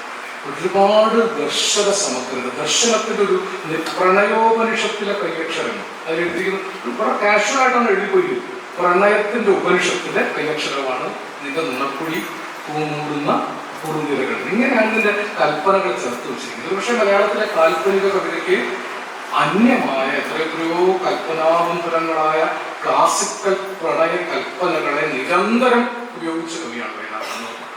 ഭാസ്കരനാകട്ടെ കേരളത്തിന്റെ ലളിതകോമളമായ പദസംസ്കൃതിയെ, കേരളീയതയെ, പക്ഷേ കേരളം വീണ്ടും സുനാമി വന്ന് കടലെടുത്ത് പോയാലും ഈ ഭാസ്കരന്മാരുടെ ക്ലാസിക്കൽ കാവ്യഗ്രന്ഥങ്ങളും കുഞ്ഞിരാമനാരുടെ കവിതകളും ഉണ്ടെങ്കിൽ നമുക്കൊരു പുതിയ കേരളം അതിൽ നിന്ന് ഉണ്ടാക്കിയെടുക്കാൻ പറ്റാവുന്നത്ര വിധത്തിൽ കേരളീയരുടെ രാസസംസ്കാര ഘടകങ്ങളൊക്കെ തിരിച്ച് ചേർത്ത് വെച്ചിരിക്കുക. അവസാനം നോഹയുടെ പെട്ടകത്തിലേക്ക് കയറാൻ ഈ പുസ്തകം എടുത്ത് കഴിയാം. അപ്പൊ നമുക്ക് വീണ്ടും ഒരു കേരളം ഉണ്ടാക്കാൻ പറ്റും. അങ്ങനെ കേരളീയതയുടെ അനന്ത ലാവണ്യങ്ങൾ, ജാതി മത വർണ്ണവർഗ ഗോത്ര വ്യത്യാസങ്ങൾക്ക് അപ്പുറത്തേക്കുള്ള ഹ്യൂമാനിറ്റി, ചിലതൊക്കെ പറഞ്ഞിട്ടില്ല. പ്രതിപർവ്വതം ചുവന്നു, പുകഞ്ഞു, ഭൂചക്രവാളങ്ങൾ ചുവന്നു, മൃത്യുവിന്റെ ഗുഹയിൽ പുതിയൊരു രക്തപുഷ്പം വിടർന്നുകൊണ്ടിരിക്കുന്നത്. അതിലൊക്കെ ഇന്ന് ഏറ്റവും പുതിയ പോസ്റ്റ് മോഡേൺ ചെറുത്തുനിൽപ്പിന്റെ പൊളിറ്റിക്കൽ ഇൻസൈറ്റ് ഒളിപ്പിച്ചു വെച്ച കവിതയാണ് അഗ്നിപർവ്വതം പുകഞ്ഞു. കഴുക കറുത്ത ചിറകുമായി താഴ്ന്നു പറന്നി കനലിനെ കൂട്ടിൽ നിന്ന് എടുത്തുകൊള്ളു. നാളത്തെ പ്രഭാതത്തിൽ ആ കനലൂതി കാലമൊരു കത്തുന്ന പന്തമാക്കും, തീപ്പന്തമാക്കും. ഒരു കനലിനെ വളർത്തിയെടുക്കുന്നത് ആ അഗ്നിപർവ്വതം പുകഞ്ഞ് ഭൂചക്രവാളങ്ങൾ ചുവന്ന് ഇടിഞ്ഞ് തകർന്ന് പോകുന്ന ഒരു ലോകത്തിന്റെ നടുക്കൊരു കനലിനെ കാത്തു സൂക്ഷിച്ച നിന്റെ ആശ്ചര്യ ചൂടാമണി, അനുരാഗപ്പാൽക്കടൽ കടന്നു കിട്ടിയ ഒരു ആശ്ചര്യ ചൂടാമണി, ആരു നിൻ സീമന്തരേഖയിൽ ഒരു ചാരു കുങ്കുമലത പടം. എനിക്ക് മനസ്സിലാവാത്തൊരു കാമസങ്കല്പമാണ്. ആശ്ചര്യ ചൂടാമണി, അനുരാഗപ്പാൽക്കടൽ കടന്നു കിട്ടിയ ഒരു ആശ്ചര്യ ചൂടാമണി, ആരു നിൻ സീമന്തരേഖയിൽ ഒരു ചാരു കുങ്കുമലത പടർത്തി. ചൂടുള്ള നിന്റെ സ്വയംപ്രഭാനാളത്തിൽ ചുറ്റും പറന്നു ഞാൻ. ഒരുപാട് സൂക്ഷിച്ചു വായിച്ചാവും. ചൂടുള്ള നിന്റെ സ്വയംപ്രഭാനാളത്തിൽ ചുറ്റും പറന്നു ഞാൻ. നിൻ അഗ്നി കിരീടത്തിൽ നെറ്റിക്കനലിലെ നഗ്നമാം ചിറകിന് തീപിടിച്ചു. നിൻ അഗ്നി കിരീടത്തിൽ നെറ്റിക്കനലിലെ നഗ്നമാം ചിറകിന് തീപിടിച്ചു. പാട്ടായത് സിനിമപ്പെട്ട വരിക കേട്ടു പോയിട്ടുള്ളതൊക്കെ അത് വായിച്ചു നോക്കുമ്പോൾ അതിനകത്ത് ഒളിപ്പിച്ചു വെച്ചിരിക്കുന്ന സൂര്യകാന്ത കൽപ്പടവിൽ ആര്യപുത്രന്റെ പൂമടി നിന്റെ സ്വപ്നങ്ങളെ നീ കിടത്തിയുറക്കൂ. സ്വയം പ്രഭേ സന്ധ്യേ ഉറക്കൂ. സൂര്യകാന്ത കൽപ്പടവിൽ ആര്യപുത്രന്റെ പൂമടിയിൽ നിന്റെ സ്വയംപ്രഭ എന്ന് സങ്കല്പം. സ്വയംപ്രഭേ സന്ധ്യ എന്നാണ് വയലാർ പറയുന്നത്. ഇങ്ങനെ ഇനി എന്തെങ്കിലും നമുക്ക് ചോദിച്ചാൽ മറുപടി പറയാം. ഞാൻ പാടിയും പറഞ്ഞു, പക്ഷേ വിളിച്ചാവളും പറയും. ശേഷം പുതിയ കാലത്തേക്ക് വരാതിരുന്നതാണ്. എനിക്ക് ഏറ്റവും പ്രിയപ്പെട്ട പാട്ട് മരണാകുന്ന നേരത്ത് നേരം നമുക്കൊരു ദർശനമാണ്. അതിനേക്കാൾ മനോഹരമായൊരു തത്തം പിടിച്ചു വലിക്കല്ലേ മൈലാഞ്ചി ചെടിയെ എന്ന് പറയുന്നത് ആ പടത്തിന്റെ സിറ്റുവേഷനിൽ. പക്ഷെ അതിന് മുമ്പ് ഒരു മൈലാഞ്ചി ചെടി മുസ്ലിം കഥാപാത്രം നമുക്ക് അവിടേക്ക് ആപ്തമായ ചില കൽപ്പനകളെ ഈ കൊണ്ടുവരുന്നതിന്റെ ആ വിഷാദത്തെ, വിരഹത്തിന്റെ വിഷാദത്തെ, തട്ടം പിടിച്ച് വലിക്കല്ലേ മൈലാഞ്ചി ചെടിയെ അവിടെ നമുക്ക് മറ്റ് പനിനീർപ്പൂനെ കൊണ്ടുവന്നാലാവില്ല. ഈ മൈലാഞ്ചി ചുരുക്കി തന്നെ തട്ടം പിടിച്ച് വലിക്കാൻ പറ്റും. ഇങ്ങനെ ആപ്റ്റായ ചില കോമ്പിനേഷൻസ് ഉണ്ടാക്കിയിട്ടുണ്ട്. ഒരുപാട് പാട്ടുകളുണ്ട്. ആദ്യത്തെ പാട്ട് തന്നെ രമേശ് നാരായണൻ കൊടുത്ത അതിപ്രശസ്തമായ ഗസൽ. ആ ഗസൽ തൊട്ട് തന്നെ ഒരുപക്ഷെ മൗലിക വ്യത്യസ്തതയുള്ള പാട്ട് സംസ്കാരം അടയാളപ്പെടുത്തിയ കവിയാണ് ഹരിനാരായണൻ. ഇടയ്ക്ക് വന്ന കുറെ ആളുകൾ, ഒരുപാട് ആളുകളുണ്ട്. ഇങ്ങനെ ഭരണിക്കാവ് ശിവകുമാർ എന്നൊരാളെ വന്നിട്ട് എത്ര മനോഹരമായ പാട്ടുകൾ എഴുതുന്നതാണ്. അയാൾ ഓർക്കുന്നു പോലുമില്ലേ. കൊച്ചക്കാതൊരു കാലം ഉണ്ടായിരുന്നു. നിങ്ങൾ പക്ഷെ കേൾക്കാത്തൊരു പാട്ടുണ്ടായിരിക്കും. പക്ഷെ കേട്ടിട്ടുണ്ടാക്കിയത് ഭരണിക്കാവിന്റെ അറിയില്ല. മനസ്സ് മനസ്സിന്റെ കാതിൽ രഹസ്യങ്ങൾ മന്ത്രിക്കും മധുരിതുരാത്രി, മന്ത്രിക്കും മധുരിതുരാത്രി. അതിലെ എടുത്ത വരി കപ്പത്തിരുപോലുള്ള നിൻ കാരുണ്യത്തിന്റെ കദളി മുകുളങ്ങളിൽ വിരൽ നഖപ്പാടുകൾ ഞാൻ തീർക്കും. കതിരുപോലുള്ള നിൻ കാരുണ്യത്തിന്റെ കദളി മുകുളങ്ങളിൽ വിരൽ നഖപ്പാടുകൾ ഞാൻ തീർക്കും. ഈ മലരിൽ മലർ പൂക്കും രാവിൽ അപ്പോൾ മദനധനുസുകൾ ഒടിയും. എന്നിൽ നീ നീല സർപ്പമായിടയും, സർപ്പമായിടയും. കാമം വിശേഷം സംഭോഗ ശൃംഗാര പ്രധാനമായ കാവ്യഗതി കലയെ ഇത്ര മനോഹരമായി വർണ്ണിച്ചൊരു പാട്ടോ കവിതയോ ഞാൻ വായിച്ചിട്ടില്ല. പിന്നെയുണ്ട് പറഞ്ഞാലും ആർക്കും നിങ്ങൾക്ക് എന്തെങ്കിലും കാര്യങ്ങൾ ചോദിച്ചാൽ മതി. കവിത അന്വേഷിക്കുന്നവർ പാട്ടുകൾ കൂടി പരിശോധിക്കേണ്ടതുണ്ട്. ശേഷം പാട്ടുകൾ അങ്ങനെ അയത്നലളിതമായി എഴുതുന്നതല്ല, അതിനകത്ത് വലിയ ശ്രമങ്ങളുണ്ടായിട്ടുണ്ട്. സുഗമഗാന പാരമ്പര്യം എന്ന ഒരു പാരമ്പര്യം മലയാളിക്ക് സമ്മാനിച്ചത് നമ്മുടെ നാടക ചലച്ചിത്ര ഗാനങ്ങളാണ്. അതിന്റെ ഈണത്തിന്റെ സംഭാവനയും പാട്ടിന്റെ സംഭാവനയായിട്ട് നമ്മൾ എഴുതി തള്ളുകയാണ് ചെയ്യുന്നത്. അതിനകത്ത് അതിമനോഹരങ്ങളായ എനിക്ക് തോന്നുന്നത് ദിവസങ്ങളോളം ഓരോ പാട്ട് കൊടുത്ത് വിടർത്തി വിസ്തരിക്കാൻ സാധിക്കും. കാരണം ഞാൻ എന്നെക്കുറിച്ച് അഹങ്കാരമായിട്ട് പറയില്ല, ആ പാട്ടുകളിൽ ചെലുത്തിയ ഒരു സ്വാധീനം. അതുകൊണ്ടാണ് ഞാൻ പാട്ട് എഴുതാൻ പോയിട്ട് പരാജയപ്പെട്ടത്. കാരണം പാട്ട് എഴുതാൻ പോയാൽ ബാലേന്ദ്ര ചുള്ളിക്കാട് പറഞ്ഞതുപോലെ കവിത്വം കൊണ്ട് മാത്രം പാട്ടെഴുതി വിജയിക്കാൻ സാധിക്കില്ല. കവിത്വം മാത്രം പോരാ, പാട്ടിലേക്ക് കവിതയെ സംക്രമിപ്പിക്കുന്ന ഒരു സവിശേഷ കാവ്യകല. ഇത് പ്രയുക്ത കവിതയാണ്. നിങ്ങൾ പറഞ്ഞ പ്രയുക്ത കവിത, അപ്രൈറ്റ് പോയട്രി അല്ലെ? അപ്രൈറ്റ് പോയട്രി ആട്ടക്കഥ. ആട്ടക്കഥയിൽ പ്രയുക്ത കവിതയാണ്. നളചരിതം ആട്ടക്കഥ കവിതയല്ല, അതൊരു പ്രയുക്ത കവിത. ആട്ടക്കഥയ്ക്ക് വേണ്ടി ഉപയോഗപ്പെട്ട കാവ്യമാണ്. സോപാന സംഗീതം പ്രയുക്ത കവിതയാണ്. ഇരയിമ്മൻ തമ്പിയുടെ പല കവിതകളും പ്രയുക്ത. മോഹിനിയാട്ടത്തിന്റെ പദം നമ്മുടെ കേരളീയമായ പല കലാ സംസ്കാരങ്ങളിലും പ്രയുക്തത. ഒരർത്ഥത്തിൽ കുഞ്ചൻ നമ്പ്യാരുടെ ഓട്ടംതുള്ളൽ പ്രയുക്ത കവിതയാണ്, തുള്ളലിന് വേണ്ടി എഴുതപ്പെട്ടത്. അപ്പോൾ അപ്ലൈഡ് പോയട്രി എന്ന ഒരു വലിയ മേഖലയിലാണ് മലയാളത്തിലെ ഏറ്റവും ഗണ്യമായ കാവ്യസമ്പത്ത് കിടക്കുന്നത്. ഒന്നുകൂടി പറയും, അപ്ലൈഡ് പോയട്രിയുടെ രംഗത്താണ് മലയാളത്തിന്റെ കുഴിച്ചെടുക്കപ്പെടാത്ത അതിഗംഭീരമായ ഒരു കാവ്യസമ്പത്ത് കിടക്കുന്നത്. അത് പറഞ്ഞാൽ ഇപ്പൊ ബുദ്ധിജീവികൾ അംഗീകരിക്കില്ല. അതാണ് ഒരു ബുദ്ധിമുട്ട്. ഇതൊക്കെ പറഞ്ഞാൽ ഇതൊക്കെ ഈ പറഞ്ഞ പാട്ട് സ്നേഹിക്കുന്നവരൊക്കെ ബുദ്ധിജീവികളുടെ കണക്കിൽ കവിത അറിയുന്നവരല്ല എന്ന് തെറ്റിദ്ധാരണ ഏതോ ബുദ്ധിജീവികൾ ഏതോ കാലത്ത് ഉണ്ടാക്കിയത് ഇപ്പോഴും ആളുകൾ പിന്തുടരുന്നതുകൊണ്ട് നമ്മൾ ആ മേഖലയിൽ വലിയ ഗവേഷണം നടത്തിയില്ല. ഏതായാലും രാജീവിനോട് എനിക്ക് വലിയൊരു ബഹുമാനമുണ്ട്. ഇങ്ങനെ ഗൗരവമുള്ള ഒരു കാവ്യ ചർച്ചയിൽ ഇതിനും കൂടി അവസരം തരികയും എന്നെപ്പോലൊരാളെ എന്നെ നിയോഗിക്കുകയും ചെയ്തത് രാജീവാണ്. രാജീവിനോട് പ്രത്യേകിച്ച് നന്ദി പറഞ്ഞുകൊണ്ട് നമുക്ക് സർക്കാർ അവസാനിപ്പിക്കാം.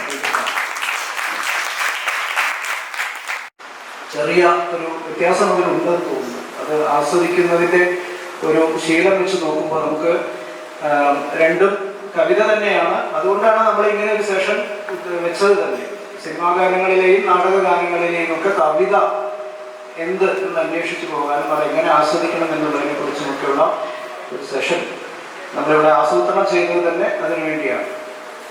അതേതായാലും ഇന്ന് വളരെ അർത്ഥവത്തായി എന്ന് എനിക്ക് തോന്നുന്നു. നമുക്ക് ചെറിയ ചില ചർച്ചകൾക്കുള്ള സമയം ഉണ്ട്. ആർക്കെങ്കിലും പങ്കെടുത്ത് സംസാരിക്കാനുണ്ടെങ്കിൽ അവരെ ക്ഷണിക്കുകയാണ്. ചുരുങ്ങിയ സമയം കൊണ്ട് നമുക്ക് ഈ സെഷൻ അവസാനിപ്പിക്കുകയും ചെയ്യാം.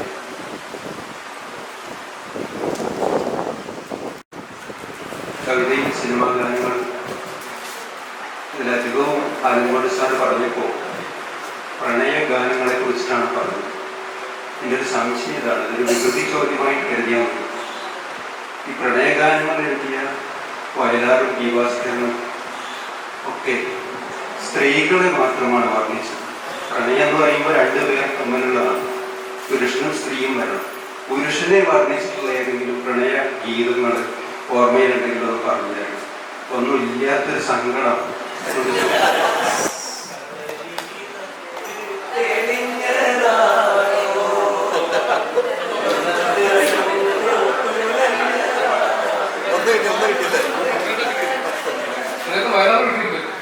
കടവത്ത് നിൽക്കുന്ന വീരനാരോ ഈ വക ആണുങ്ങൾ ഭൂമിയിലുണ്ട്. കൊന്നത്ത് കൊന്ന കൂത്ത പോലെ. അത് വടക്കപ്പാട്ടിൽ കാണുന്നതാണെങ്കിലും അത് വടക്കപ്പാട്ടിൽ രണ്ടും ആണും പെണ്ണും ഒരേപോലെ പറഞ്ഞേക്കുന്നത്. കുന്നത്ത് വെച്ച വിളക്ക് പോലെയെന്ന് പെണ്ണിനും പറയും, ആണിനും പറയും.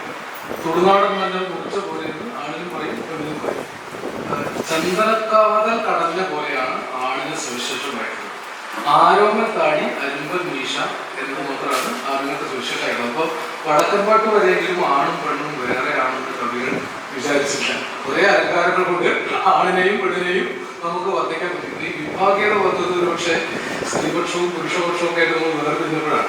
മനുഷ്യപക്ഷമായി തന്നെ നിൽക്കുമ്പോൾ ഇത് രണ്ടും ഒരാ വിശദീകരണം കൊണ്ട് കൊണ്ടുവരും. വരാൻ ഒരുപാട് സ്ത്രീ പുരുഷന്മാരെ വർദ്ധിച്ച അതൊക്കെ ഉണ്ട്. പക്ഷെ കൂടുതൽ കഥാസന്ദർഭം വന്നിട്ടുണ്ടാവുക സ്ത്രീകളെ വർദ്ധിക്കാനാണ്. സിനിമപ്പാട്ട് എഴുതുന്നത് കഥാസന്ദർഭത്തിനല്ല, ആ സന്ദർഭത്തിന് നിരക്കുന്നതാണ് എഴുതിയിട്ടുള്ളത്. പല ഈ കടവത്ത് നിൽക്കുന്ന വീരനാരോ എന്നുള്ള അടുത്ത വരിയിൽ നല്ല മനോഹരമായ കൽപ്പനകൾ പറയുന്നുണ്ട്. വടക്കപ്പാട്ടിനൊക്കെ കാണുന്നത് ആ പാട്ടാണ്. ആ പാട്ട് ഒന്ന് കേട്ടു നോക്കിയാൽ അതിന്റെ രണ്ടാം ഭാഗത്തിൽ ഈ പുരുഷനെ വർദ്ധിക്കുന്നുണ്ട്. കടലിൽ തെളിഞ്ഞതാണ്. കെ ജയകുമാർ എഴുതിയതാണ് വടക്കൻ വീരദാസ്. അറിയും കാണും, ഞാൻ അങ്ങനെ അന്വേഷിച്ചു നോക്കിയിട്ടില്ല. മാഷ് പറഞ്ഞുകൊണ്ട് ഞാൻ അവിടെ ഒന്ന് അന്വേഷിച്ചു നോക്കാം എത്രമാത്രം പുരുഷവർദ്ധനകൾ വരാത്തതായിട്ടുണ്ട്.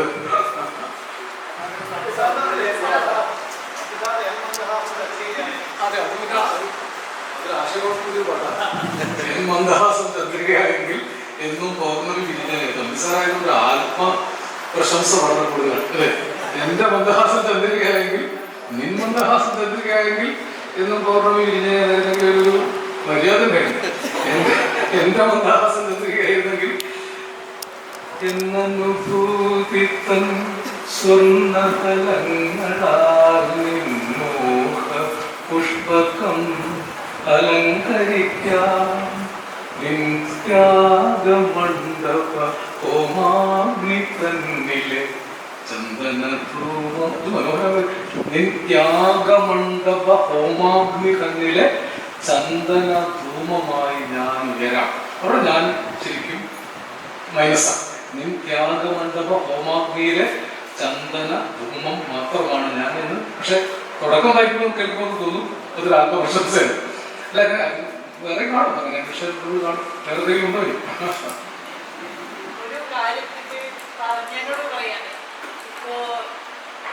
എല്ലാ പുരുഷന്മാരെ വർണ്ണിക്കുന്ന പാട്ടുകൾ ഇല്ല പറഞ്ഞപ്പോ എഴുതിയതിൽ ആരും സ്ത്രീകളില്ല എന്നുള്ളതാണ്.